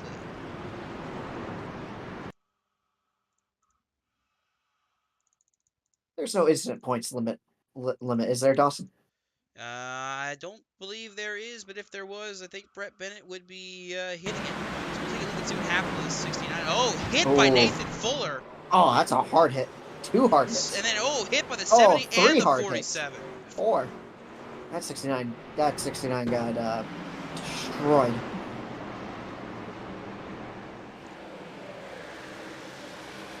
So he got a little help, but that was more than a little help. That was a lot of help by the 4, Nathan. Oh yeah, he just got punted in that deal. And then hit by Crump, and then hit by Bennett. Nowhere to go.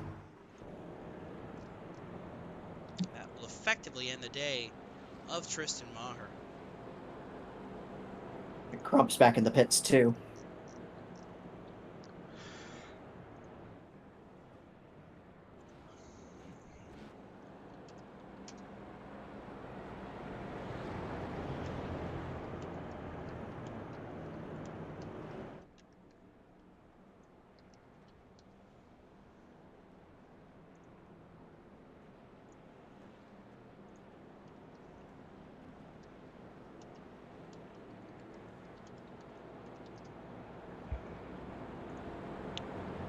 So it looks like Josh Arnold has officially called it a race. 21st is the score right now. If Canfield can pass him, that'll drop him to 22nd, but overall that will drop him from the tournament challenge. So with that, that means that Alonso Chicano is going to be moving on to the next round, and he will face Justin Durand at Texas.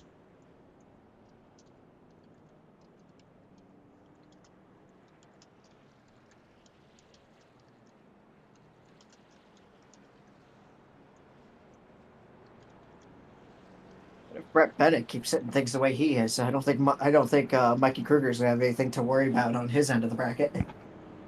Absolutely not. So Chicano with that DNF, that puts the 25 machine going up against Justin Durand, teammates for Radius Racing. New battles. That guarantees that a Radius Racing truck will be in the final. It's just a matter of who will face off at the top half of the bracket. Caldwell and Elias, it's still a battle, as Elias is 7th and Caldwell is 10th. Then Bennett and Kruger, it just depends on what happens. If Kruger gets sucked into something else, he is 6th. Bennett somehow is still limping around in 16th right now.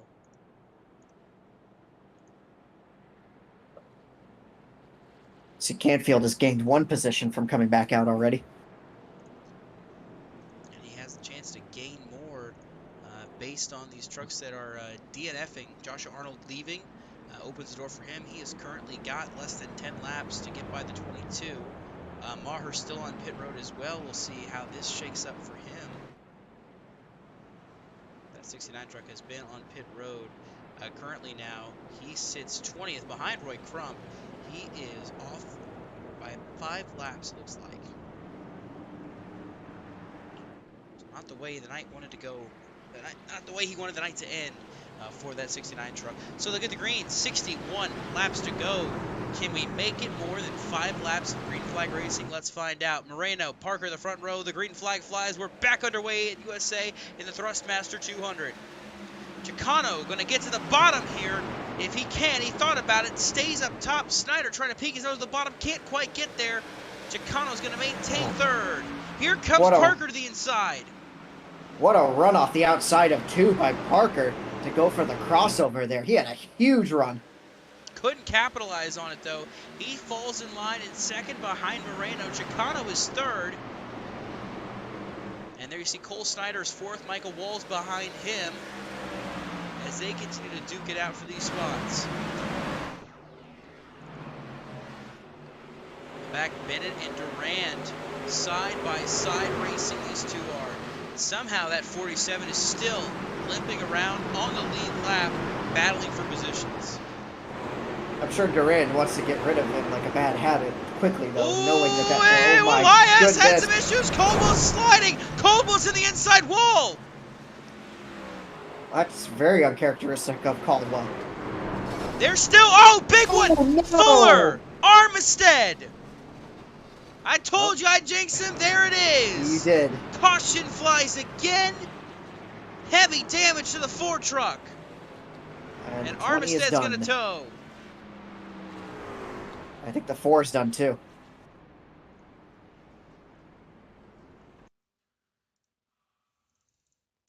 We've got to go all the way back to see how this all began. I do believe it started with Andrew Elias. Yeah, he gets sideways on the front bumper of Justin Duran. And right here, he hits Caldwell. Caldwell hits the inside wall. That's what takes out the 12 machine. Then, in the background here, sliding again was the 44. Everybody's stacked up. Oh, no. No, not again. Oh, no. Got to rewind it Fred, 5 seconds. How could you? Because I know what's coming. Oh. Correct me. Am I imagining things, Dawson, or were they 4 wide right there as they were beginning to wreck? No, they were 3 wide, and then right here comes the 4. Bennett, 47. he tried to force it. Tried to take it. Yep, they were 4 wide. 4 wide. That does not work. And then the carnage right here. Fuller hooked. His night finally done. Armistead likely done as well. So, someone needs to tell Brett Bennett that was a crime against humanity.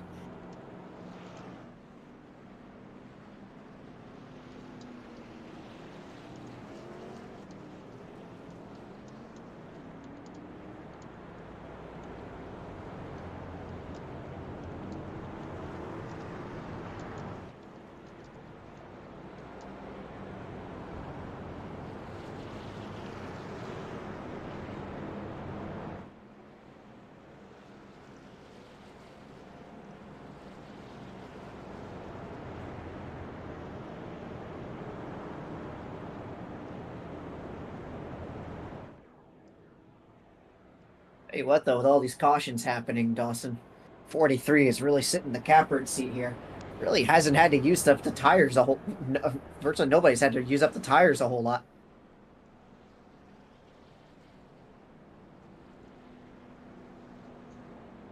So at this point, you've pretty much been relying on restarts for gaining position.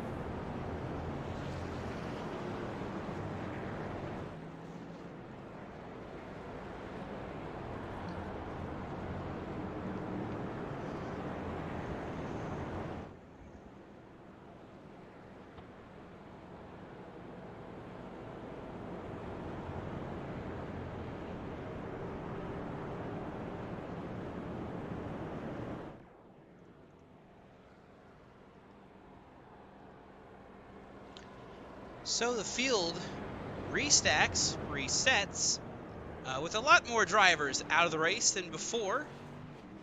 Currently, there are 15 on the lead lap. First truck 1 lap down is Nathan Lehman in 33. Roy Krupp out of the race.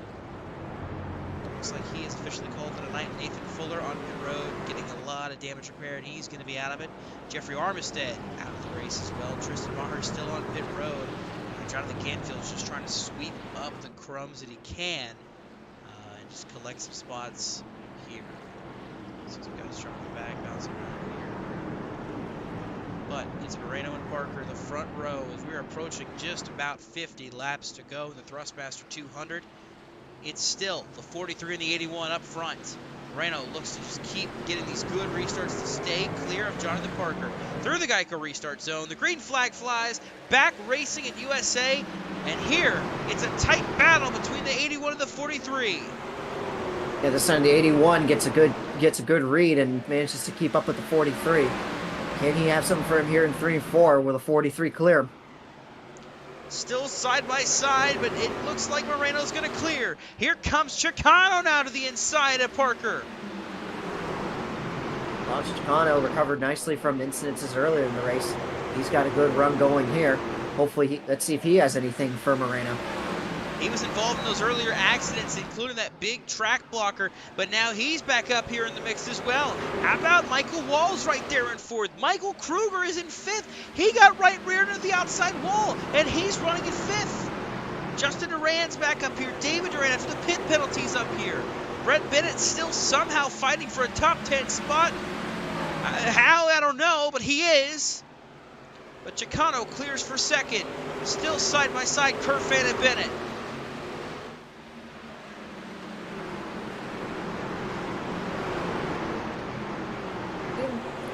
Bennett trapped on the outside here, given the incidents he's been involved with. I don't blame the field for trying to keep him trapped on the outside as much as possible.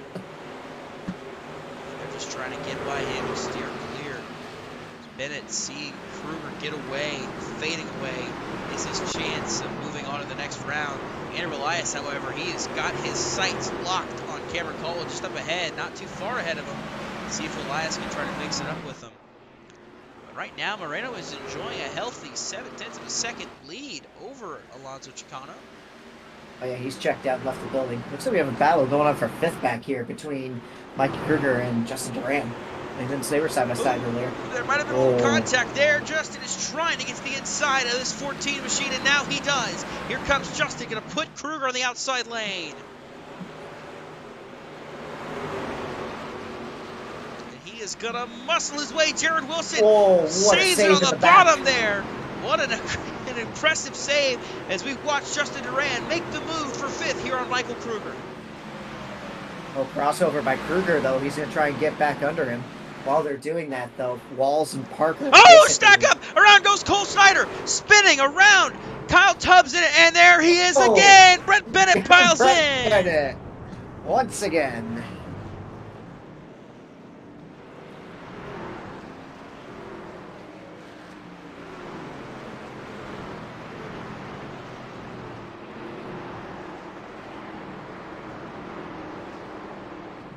Are you kidding me, Dawson?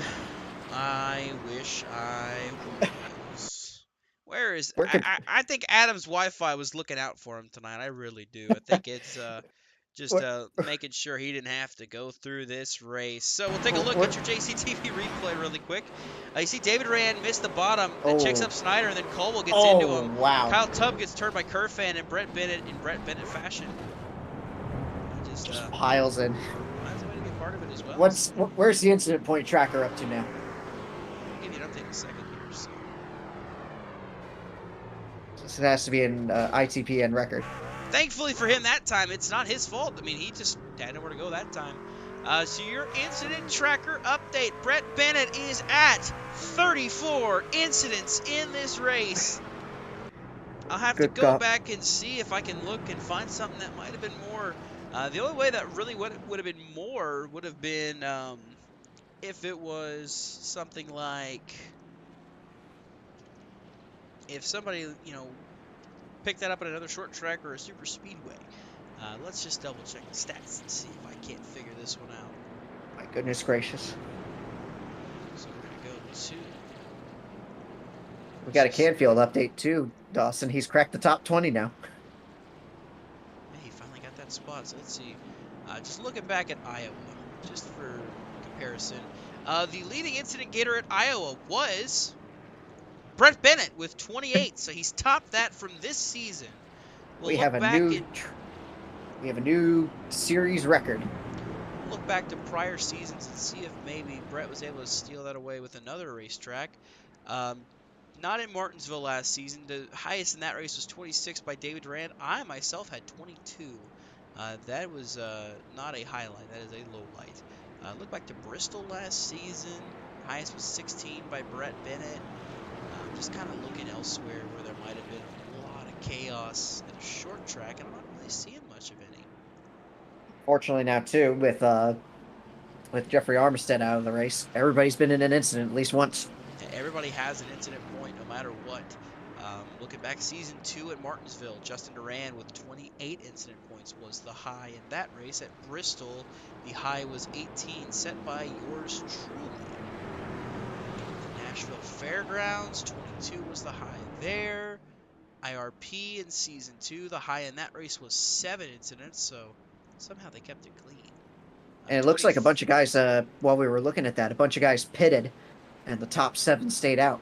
Yeah, looks like the top 7, yeah. So, Chicano, Walls, Caldwell, Elias, Bennett, Wilson, and Coppernell stay out under that last caution.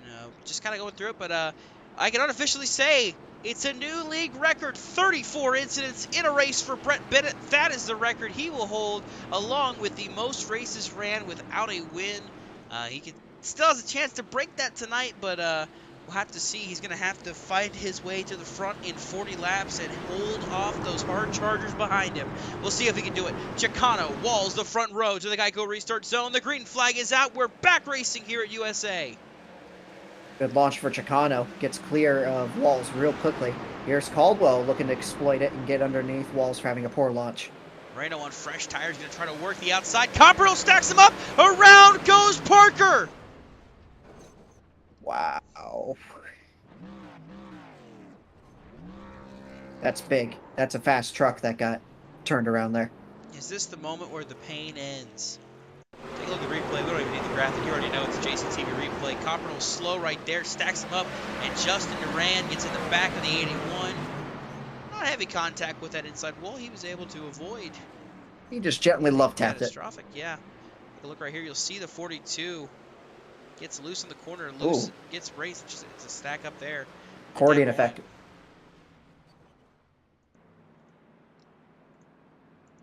Doesn't bode well for his fresh tires, but at least the fenders are intact.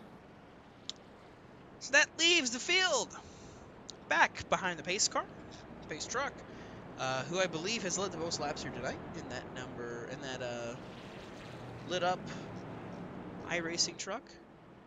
I also like to further point out, Dawson, your point earlier, new ITPN Truck Series record on instant points for Brett Bennett. I'd like to further add, and counting. We're not done yet. Yeah, he's still got plenty of time to improve on that one. So what we're going to do, we're going to see if we can get another update with Andrew Elias here. Hey, Andrew Elias, this is the boys in the booth. You got a copy? Oh, he's not in here yet. Oh, no. Hey, Andrew Elias, this is the boys in the booth. You got a copy? Yeah. Alrighty, Andrew, you are currently in the mix right now. You're running top 5. How you feeling after this chaotic race? I'm not feeling good seeing the 43 back there. He's super, super fast. So, like, if I get an opportunity, I'm going to go ahead and let him by. But at the same time, I can see Cam in my front. So, hopefully Michael will make a move on Cam and open the door for me. Yeah, you've got the 12 ahead of you for this bracket challenge. Nick Hapiak not showing up, that opens the door for you to at least clinch it. If you and Brett Bennett do not advance, you will have the underdog bonus. But even then, I think it'd be a lot better if you could just move on outright, just head to Texas. Oh yeah, I'd love to move on, but we'll see what happens. We'll see how. What do we got? Like 35 when we go green. Around that point. So we'll see how it shapes out. And you are currently, running up there, top 5. Dude, You've I gotta take a pace. leak so freaking bad right now. Just don't think about it. You got a long way to go. Word. So, but I will ask you this question here. So, we have discovered a new record here in the Pits News Truck Series for most incident points in a race. Now belongs to Brett Bennett. The former record owner was Brett Bennett. So he has improved his record from 28 earlier this season at Iowa to 34 here tonight. What do you got to say to Brett? I don't think much about it. We all knew it was gonna happen. I mean, like, how many times we gotta hit the same people tonight? Does it concern you, Andrew, that he's right there, but very close to your quarter panel? Oh yeah. I'm frightened. All right. Well, we'll let you stay frightened, Andrew. I love you. Hope this does not end the way I think it might end. All right, brother. I love you. Alrighty. Andrew Elias, driver of the 44, heading back up in with the team. Chicano, Walls, the front row. Then Caldwell, Elias in row 2. And Ethan Montega Moreno is outside of row 3, outside of Brett Bennett. Green flag flies. 34 laps to go here at USA. And right there, Elias diving to the bottom of the racetrack if he can. Caldwell racing with Walls side by side, but Chicano out front with the lead. Good clears for Chicano. So Caldwell can't quite get clear of Walls yet. And Andrew Elias is going to be able to hold on to 4th there for the time being, but he's got a load of trucks behind him with fresh Kruger tires. Sideways in the background. Here comes a fight for position between he and Cole Snyder. Snyder tried to force it in there. He forces it in the inside of Justin Duran. Duran trying to wrap the top side to get around Michael Kruger. Snyder sends it in. Doors Kruger side by side. Michael Walls, though, is around and backwards on the racetrack. Caution flag flies again. David Duran got spun around there as well. And David Duran around as well. Look back and see what happened to the inside of Cameron Caldwell. He hits him right there. And then he gets right rear Caldwell with damage as well. And it looks like there in the stack up, Kerfan got into the back of Durand, and that's what got that 24 truck around. I don't even want to bother looking back through that replay. It's obvious what happened. We had contact and spun. Did Brett Bennett get any incident points? No, not that time, thankfully. It's a miracle. Yeah, right here, we'll see if we can get a better look at this. You'll see it right here, the 7 sending it into the inside. Slips up, hits Caldwell, and then just, again, fighting for position on exit. Caldwell got a good bit of damage there. Yeah, now Andrew Elias is up to 2nd now. And that helps him in the bracket challenge, too. There's a good bit of suspension damage on that 12.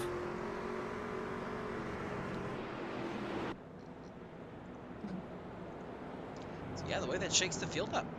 Chicano leading. Andrew Elias is 2nd. Caldwell 3rd.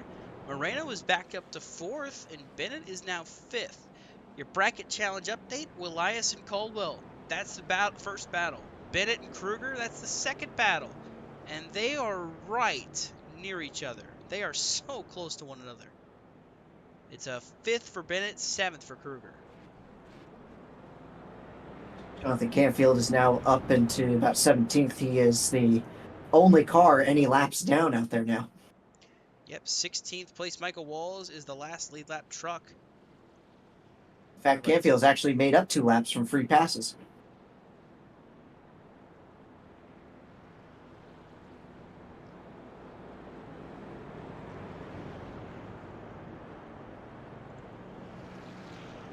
Well, we're within 30 laps to go. We're almost at the 25 lap to go mark. We've had more cautions than we've had green flag laps. But at the same time, we've still, it feels like we've had as many cautions as Brett Bennett's had incident points. It's been just so back and forth. Yeah, longest green flag run we've had has only been like 5-6 laps, if that.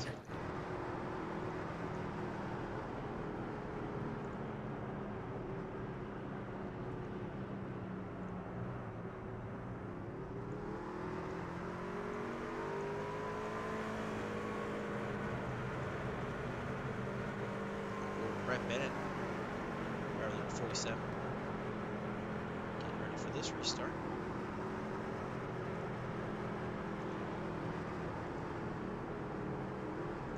I'm getting word through the grapevine here, Dawson, that apparently Nathan Fuller's mother is apparently upset at Brett's driving. I think everybody's upset at Brett's driving. My mother's probably upset. His mother's upset. Everybody's upset. It's just an upsetting thing. Chicano, Elias, the front row, through the field, the Geico restart zone. The green flag is back out. We're back underway at USA. Can we stay that way? The answer is no. It's no, we won't, but we'll try it anyways. Caldwell to 2nd to the inside of Elias. Here comes Moreno on the back bumper. The 12 machine going to try to force the issue and get as many spots as he can get as quick as possible. Jared Wilson right there in the mix as well.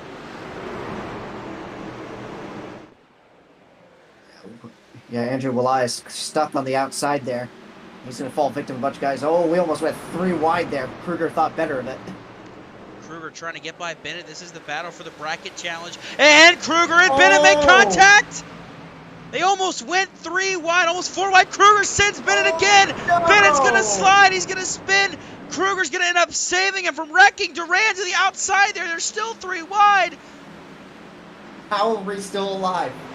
Bennett, Durand door each other. Kruger is leaning on the 47. Clear.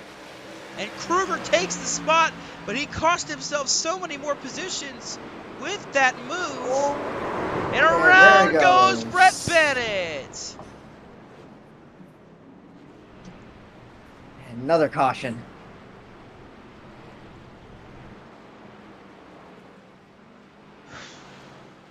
That was a humdinger. We'll go back and show you where the first contact happens here on the back straightaway between Bennett and Kruger. And then right here through 3 and 4, Kruger gets in the back of Bennett into the 19. Somehow they gather up and save it. Justin Durand to the outside. Oh, Alex Kerfan just about got pinched into the wall there. More side-by-side racing, leaning on each other right here. Just a double whammy. Hits the 5, then hits the 24, and then hits the 10, and then the 7 right into him. And just like that, Brett Bennett now has improved his record to 38 incident points in this race. Will he break 40? Yes, he will. There's no question about that. He will break 40. It's not an if, it's a win. But looky, who is in the second spot? Ethan Fonseca Moreno got by Caldwell. He is now going to be right there with that number 25 machine on those fresher tires. Yeah, I fully expect Moreno is going to make mincemeat of Alonso Chicano here on this after this restart.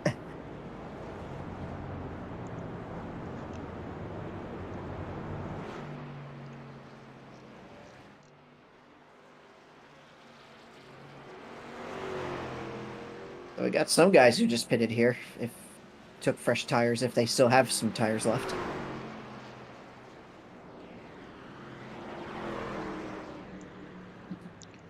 Looks like Elias is on pit road right now as well.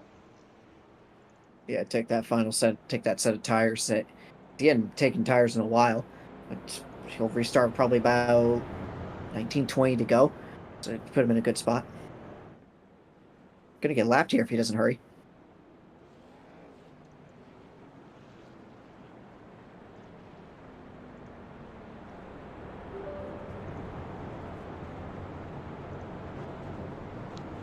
Chicano leads. Moreno is second. Got to really quickly restart. Graphics, for some reason it decided to say that the race was over and has stopped live updating. So we're gonna try this again. Obviously the race is not over. It was prematurely saying the race was over, and I don't think I'd fault it if it was saying that this race was over. Because it should have been over a while ago. With all these cautions, it's really kind of just made this race drag on. So Chicano coming to the choose this time.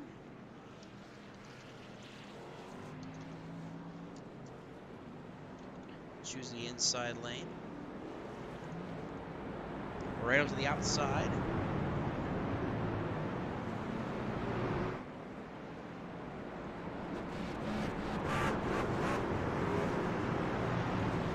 Don't count out Wilson and Snyder there, sitting in 3rd and 4th. Yeah, they're still in it. They still got a chance. It's just a matter of if they can make it work. 17 trucks on track in total. 16 on the lead lap. Chicano, Moreno, the front row. Jared Wilson's right there. Cole Snyder as well is in the mix for this. How about Nathan Lehman with a recovery to 5th? Who can get it done here at USA? To the Geico restart zone. The green flag flies. Chicano leads the field back to green. Great restart for Chicano. Manages to get clear quickly of Moreno. Moreno now having to deal with Wilson battling on her for 2nd. Jared Wilson fighting hard in that 83 with Ethan Fonseca Moreno. He wants to go and try to win this race.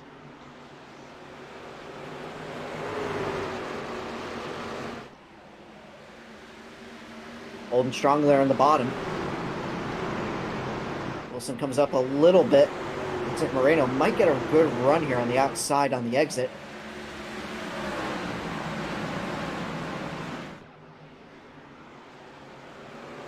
Everybody fighting hard. You see a big stack up behind the 14. Oh, wrecking! Oh! Kyle Tubb around into the inside wall. Caution flag flies again, and he breaks 40. He's got 42. Brett Bennett, he is lurking, and he is coming for you. Caution flies again. That time, contact with Parker leads to contact with Tubb, and around goes the 10. Look back here.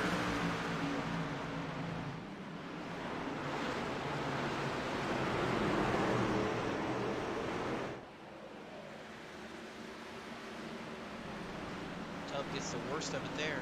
Bennett able to scrape by again.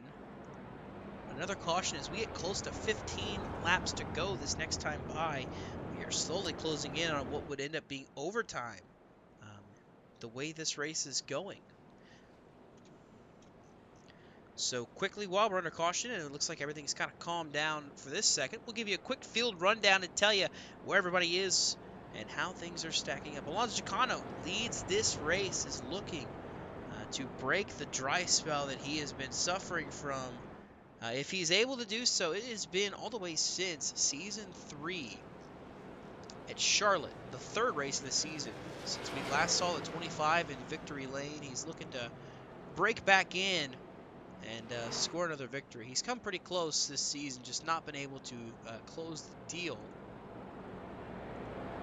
Currently sitting second in the standings, behind Michael Kruger. Looking to improve on that. Not to mention, too, he has clinched a spot in the Final Four for the Bracket Challenge. He'll face Justin Durand at Texas next week. See, Ethan Fonseca Moreno second. His lead laps early on in this race was the dominant truck. Had cycled back after taking tires. He currently sits second right on the back bumper of Alonso Chicano. We'll see if he can capitalize on that. Jared Wilson in third. Great run today. Has been back and forth through the field. He finds himself in third after starting in the fourth position. A great night overall, a great showing for that 83 truck. Cole Snyder is in fourth. He's had a tumultuous night, but he is looking to rebound and recover and have a good finish. Same with the 33 of Nathan Lehman, who finds himself in fifth. Michael Kruger was head on into the outside wall earlier this race. He sits in sixth. He races against Brett Bennett to determine who will face off who will advance to the next round at Texas for the midseason bracket challenge. Justin Durand is seventh. Alex Kerfan eighth. David Durand ninth in his return since Michigan. And then Jonathan Parker rounds out your top 10. Andrew Elias is 11th. He is one of the other participants in the bracket challenge. He currently holds that spot over Cameron Caldwell. If he wins, he will advance to face off the winner of Michael Kruger and Brett Bennett. Josh Coppernoll 12th. Brett Bennett 13th. Michael Walls is 14th. And I mentioned Cameron Caldwell 15th right now. Kyle Tubb is 16th, 4 laps down. Looks like he's going to have an extended stay on pit road.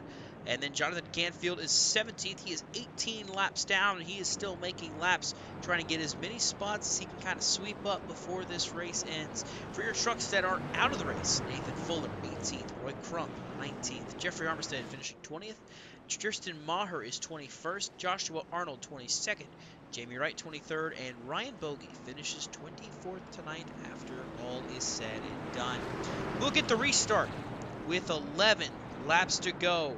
You see Moreno chose the bottom that time. Jared Wilson opting for the top side to the outside of Alonso Chicano. Can he make something happen here?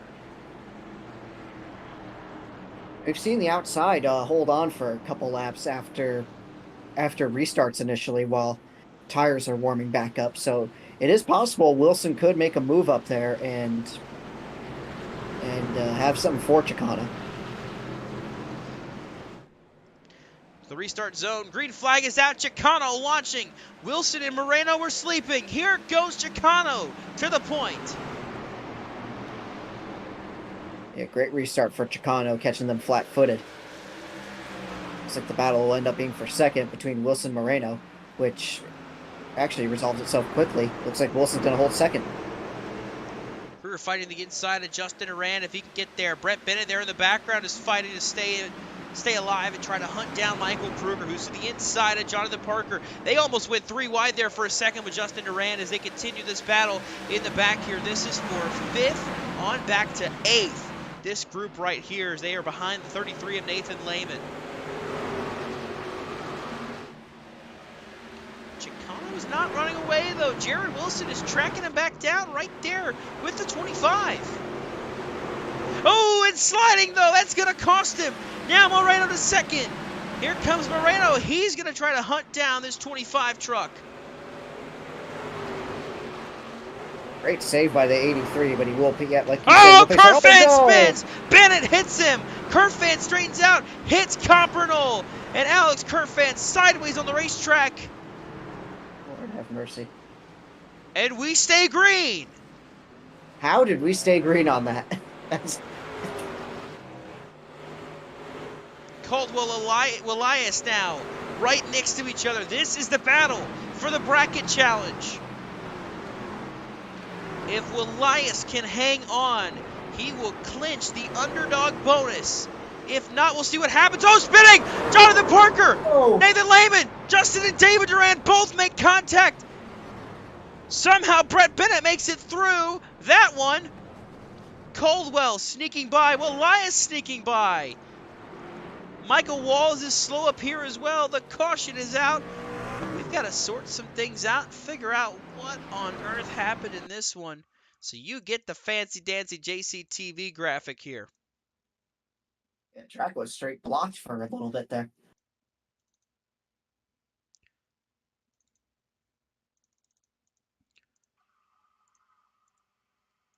Starts right here, Nathan Lehman and Justin Duran having contact. Nathan Lehman saves it off the front of Justin Duran. They make contact, and right there, Duran gets turned, and Parker. Oh my, what was that up ahead? Up ahead of all this carnage, Copernol you see piling in. Right here you see Ooh! Kruger just gets into Michael Walls there. I'm not sure what he was thinking there. He just kind of floored it through and ended up collecting the 7. There's going to be, Dawson, there's going to be a lot of hurt emotions at the end of this race. On board with Cameron Caldwell here for this one.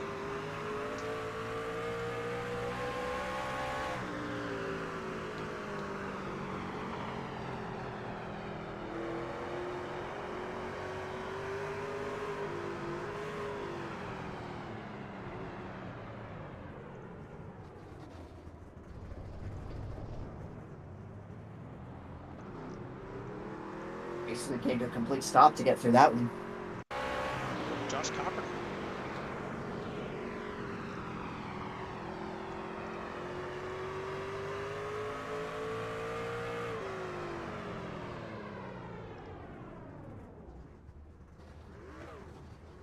Popper just came to a complete stop and decided to let.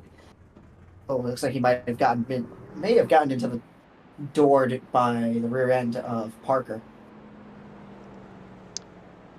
An interesting wreck, to say the least. Yeah, definitely a little bit of retaliation during that wreck.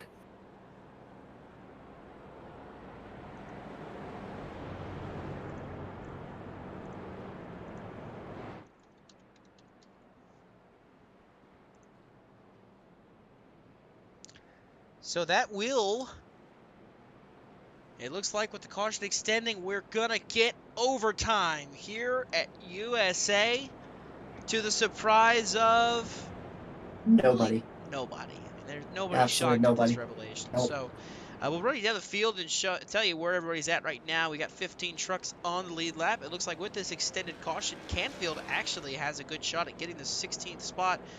Currently, he is 2 laps back of Kyle Tubb. With this wave around and these extra caution laps, that will help him get to that 10 truck and get that 16th spot. So here's where things shake out. Chicano leading, Moreno second, Wilson is third, Snyder fourth, Kruger is fifth, Caldwell is scored in the 6th position. But it looks like there's a bit of a mix-up. Everybody's just kind of jockeying around. It looks like nobody knows for sure who needs to go where. So that might be where some of the confusion is. But it scores Cameron Caldwell as 6th. I see David Durand up there in that position instead. But it's David Durand, then it's Andrew Elias. Cameron Caldwell is 8th. Then you see Brett Bennett right behind him. Michael Walls. Things are kind of getting reorganized. It's, for some reason, everything is just being very weird tonight. It's just it must be a full moon.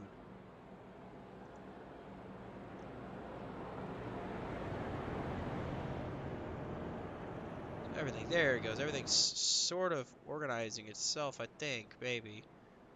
For your updates, for your record keeping, ladies and gentlemen, Brett Bennett has a grand total of 54 incident points in this race.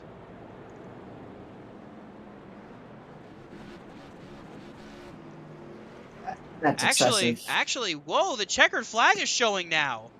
Wait, what? We Wait a might have minute, hit the what? time limit on this race. Oh. The checkered flag shows, and Alonso Chicano is going to be your race winner. Well, in a way, Dawson, I think you get after what we've just watched, finishing under caution, I guess, is poetically fitting.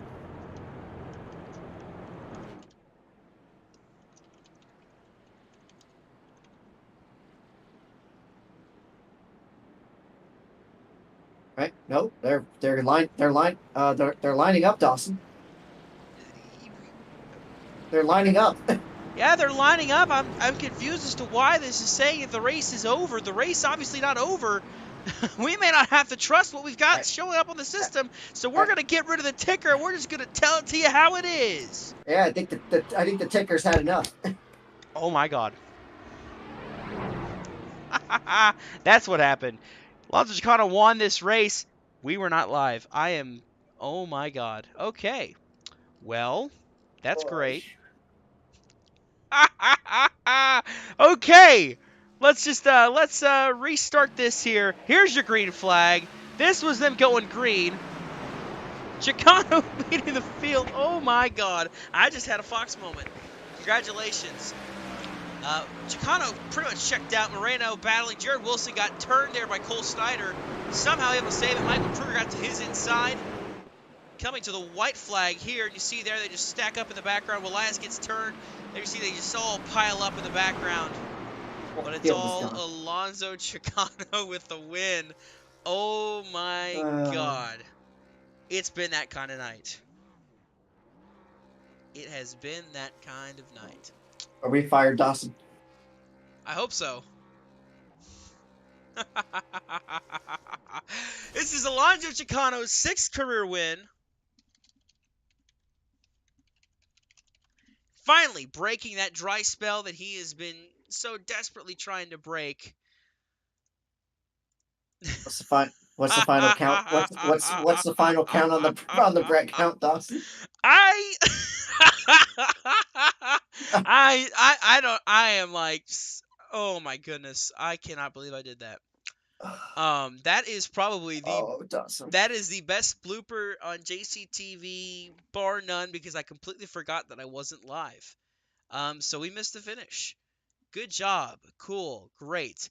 So Michael Walls finished with 43 incident points, which would have been a new record if Brett Bennett did not shatter his old record with 56 total incident points. Ay.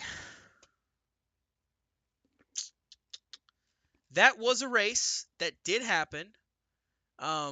There was a lot of things that happened wrong that broke down everything and ruined everything, and it was just awful, terrible, bad, no good, unbelievable. So let's take a look at your finishing results here so we can tell you who finished where since you didn't get to see it.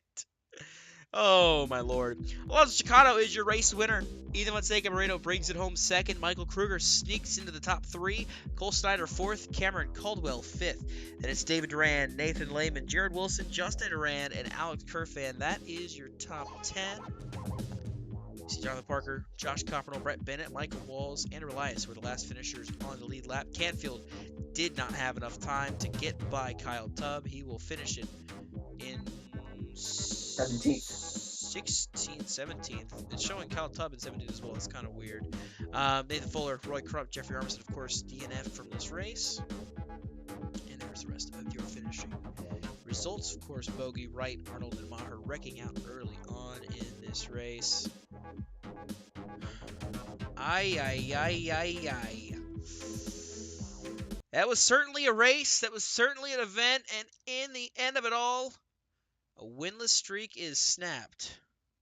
It also means that another driver is now locked into the playoffs. Solange Takano becomes the sixth driver to lock their way in with a win.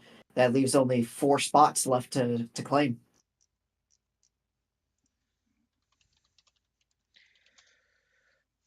Well, so we'll see if we can get a hold of our third place finisher from tonight's race. Possibly, perhaps, perchance. Just for fun update, in 201 laps completed tonight, 109 of them were ran under caution. Just your other fun fact. So let's see if we can get a hold of our Mikey Kruger.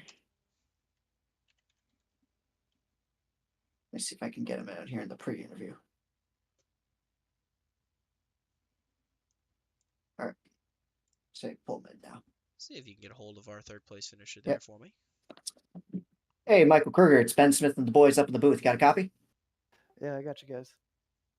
Mikey, it was all I could say to that race is well, that was something. And you got bounced around, you got hooked into the wall while leading. And despite all that, you still managed to recover for a third place finish. Take us through that race from your perspective. Yeah, well, from the start of qualifying, I felt like I qualified second, but iRacing I thought kind of screwed me from a second place starting spot, but so I had to start sixth. But I mean, it was still okay. Finished second the stage after some stuff went on there on the restart. Things got a bit hectic. We went up through the field after some guys pitted on the restart or so, like after the stage, and I thought I was making my way up, and then on the restart, I thought I showed my nose. I was inside of Nathan, and he blocked me all the way to the flat, and I messed up my whole corner, and I basically slid up, and then I just got right hooked, and then I just got turned into oncoming traffic at that point. I was just like, guess this is over. And then I go to the pits. I have 6 minutes, 29 seconds of optional with 30 seconds of required. I was like, well, we'll just see how the motor is. And the motor was shockingly good. I was just happy it was, because if it wasn't, I was screwed. And well, from there, I was in the back. I got my lucky dogs and then went through the field.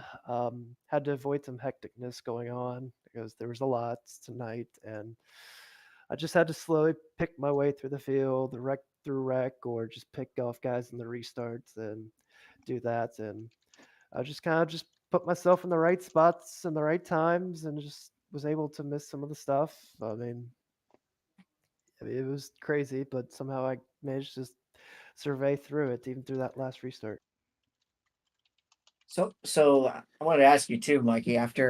Despite all of that happening, still managing to finish third despite maximum chaos, does this help help you regain some momentum and get you back on track after what happened at the finish a couple weeks ago? Absolutely, Ben. I mean, from the get-go, I thought my night was possibly over when I saw the meatball, but it was just 30 seconds, so it wasn't too long, and I was able to get it all, and really the optional could just stay, and really, I mean, it just kind of gave me that, like, don't quit attitude, really, of, like, with all that damage and the required and all the laps back, to just not give up. And it may not have been the win, but still, great result picking up a P3 and just kind of setting myself up on that last restart to pick up some more spots and gain some positions there and get some great stage points there. Just really great to kind of build off after that tough blow at Charlotte, but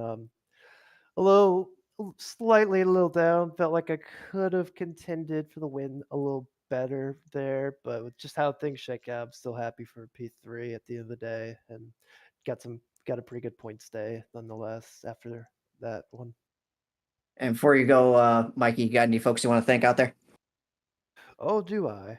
Well, I gotta thank my mom and dad very first. They helped me get my sim setup at the very last minute during practice when the AC broke upstairs and it was too hot to race and it wasn't stable for the PC and I had to basically scramble. Or my mom and dad, they had to scramble downstairs and help me get my stuff together to have a temporary setups downstairs and it was a lot of work, but somehow we made it work, and I just can't believe from all that I managed to get a third out of that.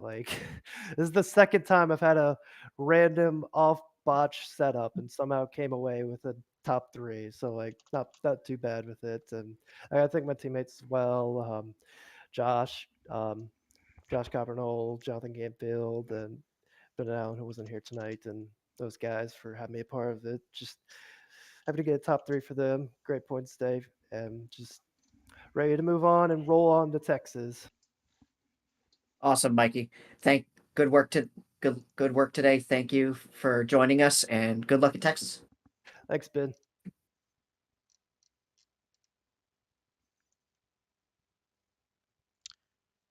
I will see if I can get a hold of our second place finisher, Ethan Fonseca Moreno. Hey, Ethan, this is the boys in the booth. You got a copy? Oh, hello. Hello. Okay. All right. Alrighty, well, you scored a second place finish tonight. You led some laps. You had a really good run, but what was it like having to try to fight back through the field there through that caution fest? You know what? I thought I was to get wrecked the whole time because I went 2 laps down and I figured it'd probably be like one of those races again. But no, it was fun actually going through the field. Luckily, nothing happened this race to my truck. So, yeah, I had a good time. Um, just to be leading laps up there and, um, just getting back up there with a fresh tire after pitting. So, Um, yeah, very enjoyable race there. Everybody who raced around me was fairly clean, at least around me. I don't know about everybody else, but um, yeah, good race for on my end. Well, yeah, recovering from that two-lap down deficit to start the race, able to get back at it and get up to the front, but it's kind of back and forth throughout the race all night long, and somehow you're able to survive all that carnage and get up here at the end. So what's that feel like for you, that momentum maybe building towards the later push in the season here as the weeks go on? Yeah, that is, you're right. That is a good momentum right there. Really needed that after all these past races that I have done so far this season.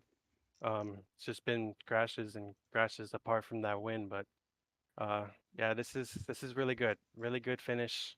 I don't know how things will turn out afterwards, but um, I'll definitely take a second place finish for sure. Already, second place on the podium, second time this season here. Who do you want to shout out? Teammates, sponsors. What got that 43 machine up to that second place? Peak performance guys, everybody there. And also the guys who are in PBR. Those guys, they let me back into the VC, so I'm glad they did, and we all worked with each other. Uh, so yeah, that's all. Alrighty, that is your second place finisher, Ethan Fonseca Moreno. Congrats again, Ethan. Thank you. And with that, we turn it over to Ben Smith, who I believe has caught up with another driver that's got at least something to be happy about, and all the drivers that are kind of, not too happy with everything. I believe you've caught up with Cameron Caldwell. I have. Let me pull him down right now. Hey, Cameron Caldwell, it's Ben Smith and Dawson Allen up in the booth. You got a copy? Sure do. Cameron, congratulations on managing to collect a fifth place finish in a super chaotic race that would had 22 cautions for 109 laps. And I believe, too, out of all that chaos, you advance in the bracket challenge. Yeah, with the I don't remember how many to go, like 30 to go ish.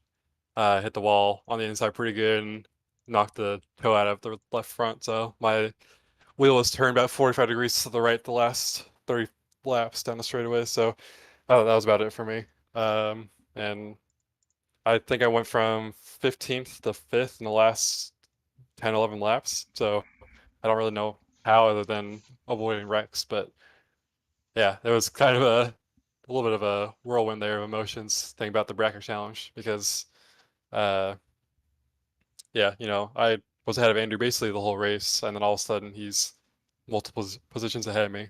But yeah, just wild. Really hate that it had to be, a caution fest, but it seems like this happens every short track here, so we got some stuff to figure out and hope we can do something to fix it, but I don't really know what we can do other than start penalizing people for pushing and shoving too much. And I imagine, Cameron, after the fact you were able to survive a lot of these cautions, a similar theme to what I was talking with Mikey Kruger about earlier. The fact you were able to get through that despite a lot of damage and finish fifth, I'm sure it gives you a lot of momentum because now with Alonso Chicano winning, you are now the top guy in on who's locked in based on points right now in the playoff standings.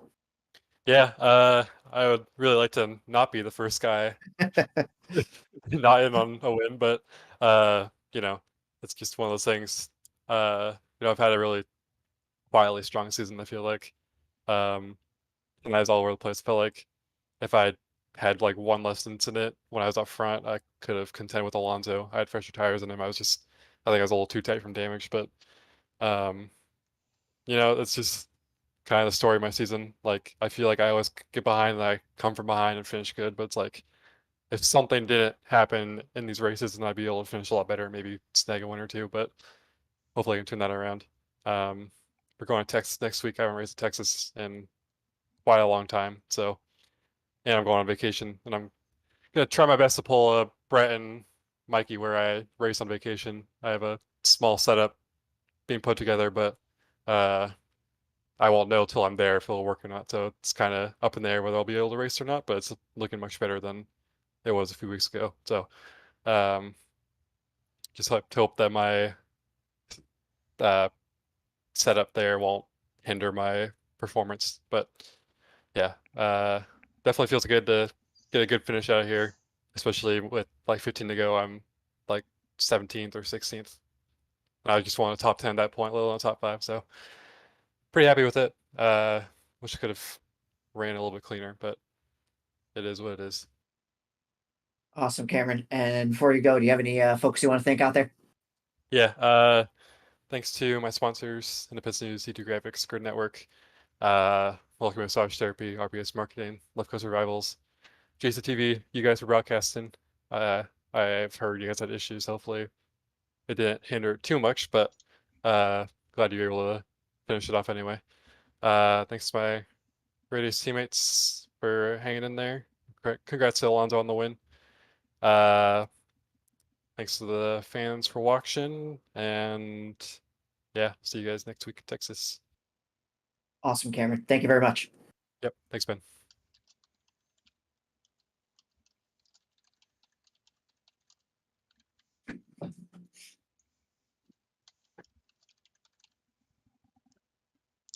And with that, we will move on to our race winner here shortly. I just want to get my little bonus stat in check before I say it out loud and get it wrong. Of course, Alonso made his 58th start here tonight. And I want to just make sure I've got this number right, so that way I'm not telling you all something wrong. So the win in Charlotte was in Season 3. It was the third race of the season.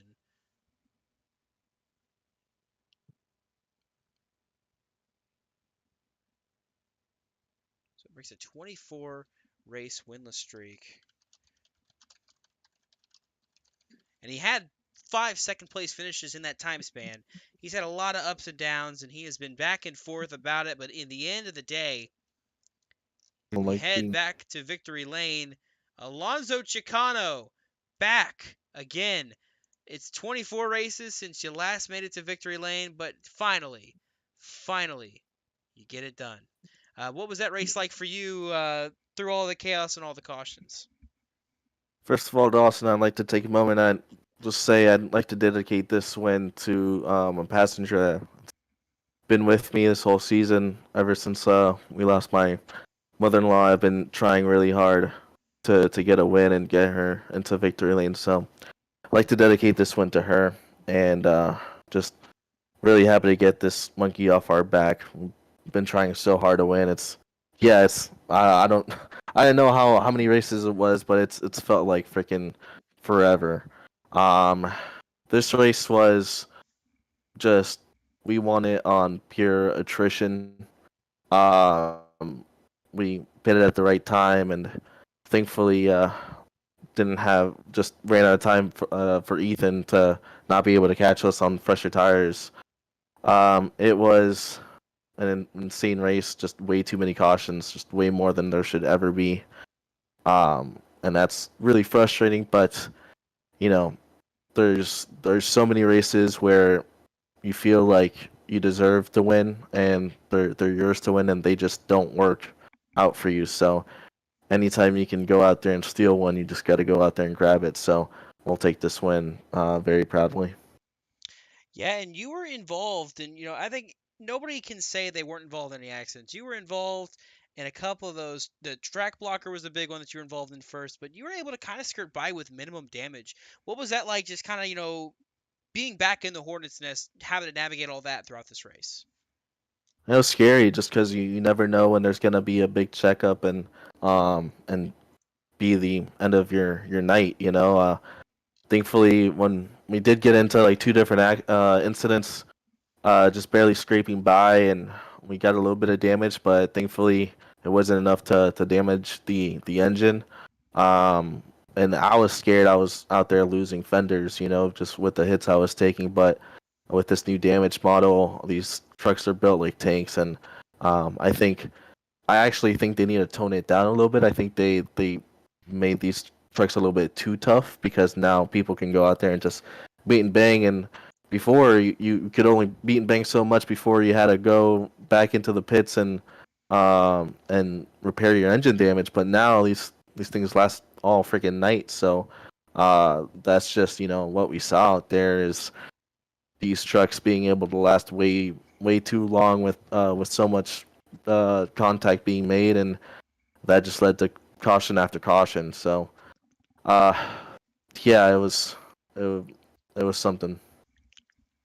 Well, alrighty, breaking that winless streak, able to get back and lock your way into the playoffs here, but it wasn't even really in question. You were far and above one of the best points earners of the night of the race of the season. Excuse me. But what's that like for you now to know that you're locked in pretty much, and you don't have to worry now about trying to make sure you don't have any kind of issues and just you can just coast from here. Oh man, it's a huge relief. I mean, we finally I couldn't believe it, but we didn't have any playoff points before tonight. I don't think so. Just looking at the standings, it was so depressing. Just looking at it because you look at the playoff standings and I'm in there, but I have 0 playoff points, and then you look at the regular season standings and I'm second to Michael, and I'm looking good, but it doesn't mean anything once you get to the playoffs if you don't have any playoff points, because then you're starting off, farther back, and so hopefully we can keep up the momentum. Hopefully we can snag a couple of stage wins here and there before the playoffs, just to keep those points mounting up. But yeah, just this win is absolutely huge. It's it's a lot. It means a lot more than what most people think. And then on top of all of that, with this win, you punch your ticket to the next round of the midseason bracket. You go on to face Justin Durand at Texas next week. So, what's it like for you now, knowing you get to move on and not only just the win and locking in the playoffs and everything, but also going for some extra money here in in next week? Yeah, I mean that's pretty cool. It's really fun, and obviously I hope I have a shot at winning it. It's gonna be fun to go up against Justin. I mean Justin's a really fast driver. He hasn't had the luck with him the past few weeks, but I feel like he's gonna be really good at Texas. He's always good at the intermediates and being able to save tires, and he puts in a lot of practice time as well. So, or at least whenever he gets a chance to. And that anytime you can put up some practice time, it's scary because that's a huge advantage. So the bracket is cool and all. I really mostly care a lot more about the points, to be honest. But I can't. I'd be lying to you if I didn't say it'd be nice to get that just for the win more so uh, than for the money. Well, alrighty, Alonso scoring your 6th career win here tonight. We want to shout out teammates, sponsors. What helped you get to victory lane here tonight? Yeah, I mean, major shout out to Radius Racing. Such an awesome group of guys, everyone there. Cameron Caldwell, um, and all my other teammates. I mean, Alex, Justin, uh, David, just everyone else who races with us there. Tristan as well. Um, they're just such a great group of guys to race with, and uh, we worked well together throughout the race. And obviously, all our sponsors and supporters that help us out and let us do this. We got Not Famous Racing on the truck here. We got an awesome looking truck, by the way. We got the Warthog that was designed by C2 Graphics, and it's just a mean looking truck. And make sure to check out notfamousracing.com and use the code Chicano for a discount at checkout. All our other sponsors: In the Pits News, Grid Network, Martin on PC, again C2 Graphics. Just everyone who lets us do this, everyone who's watching at home as well. Obviously, my girlfriend, and thank you JCTV and you guys for broadcasting. Even though you freaking missed my finish, Dawson, I am a little bit mad at you because of that, because it's a big win for me and you missed the finish. And I'm No, like, oh my god. you don't understand how mad I am at myself because I would have put some heart into that call and I didn't even get to call it. It Yeah, definitely hurt me as well because it seemed like everything for everybody was going wrong tonight, and I wound up getting bit by that bug as well, and it really did suck, and I really hate that it had to be for your win. But it's okay. Well, however, I still appreciate you guys, and again, thank you, Dawson, Ben, Adam, everyone at JCTV for letting us show our friends and families what we do. alrighty, and we thank you for that as well, Alonso. Alonso Chicano scores his 6th career win and snaps a 24 race winless streak tonight, winning at USA. Congrats again, Alonso. Thank you. Whew! Oh boy, that has been an event of all time, Ben. That from start to finish, that definitely was a race. It was People, it, it was something. I don't know if it was a race. I don't know about that either.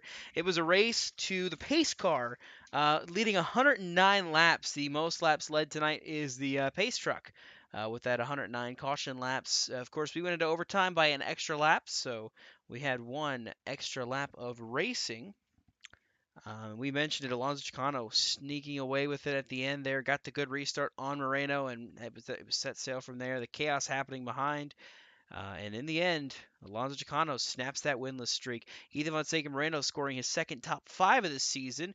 And also, too, Michael Kruger getting a top 3 finish again tonight. So he's continuing his dominant run throughout this season, looking for vengeance after last season when Jonathan Parker got that championship and pretty much walked away with it after a while.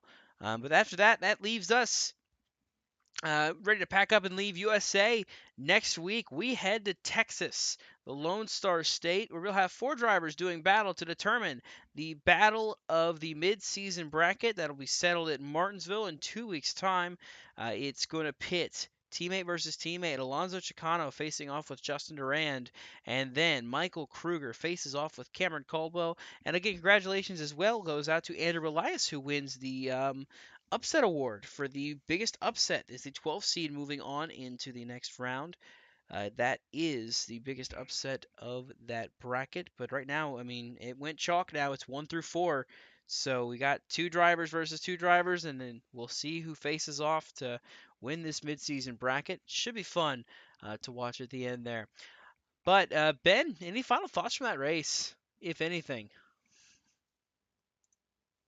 Well, the guys who finished the best, especially in the case of Alonso and Ethan Moreno, the trucks that kept it the cleanest tend usually seem to perform the best.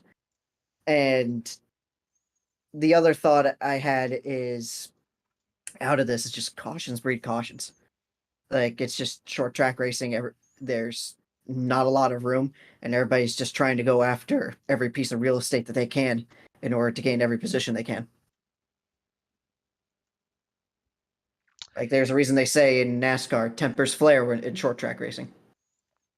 Yeah, indeed. And we saw some tempers flare. We saw some fenders flare. And at the end of the night, we saw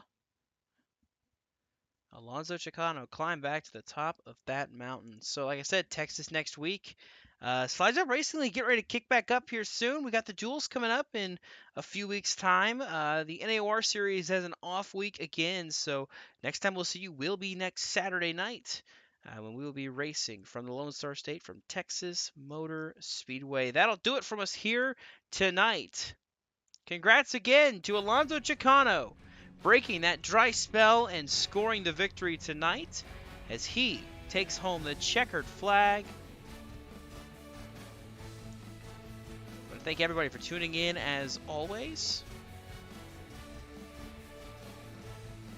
Alonso Chicano taking home the victory. He brings it home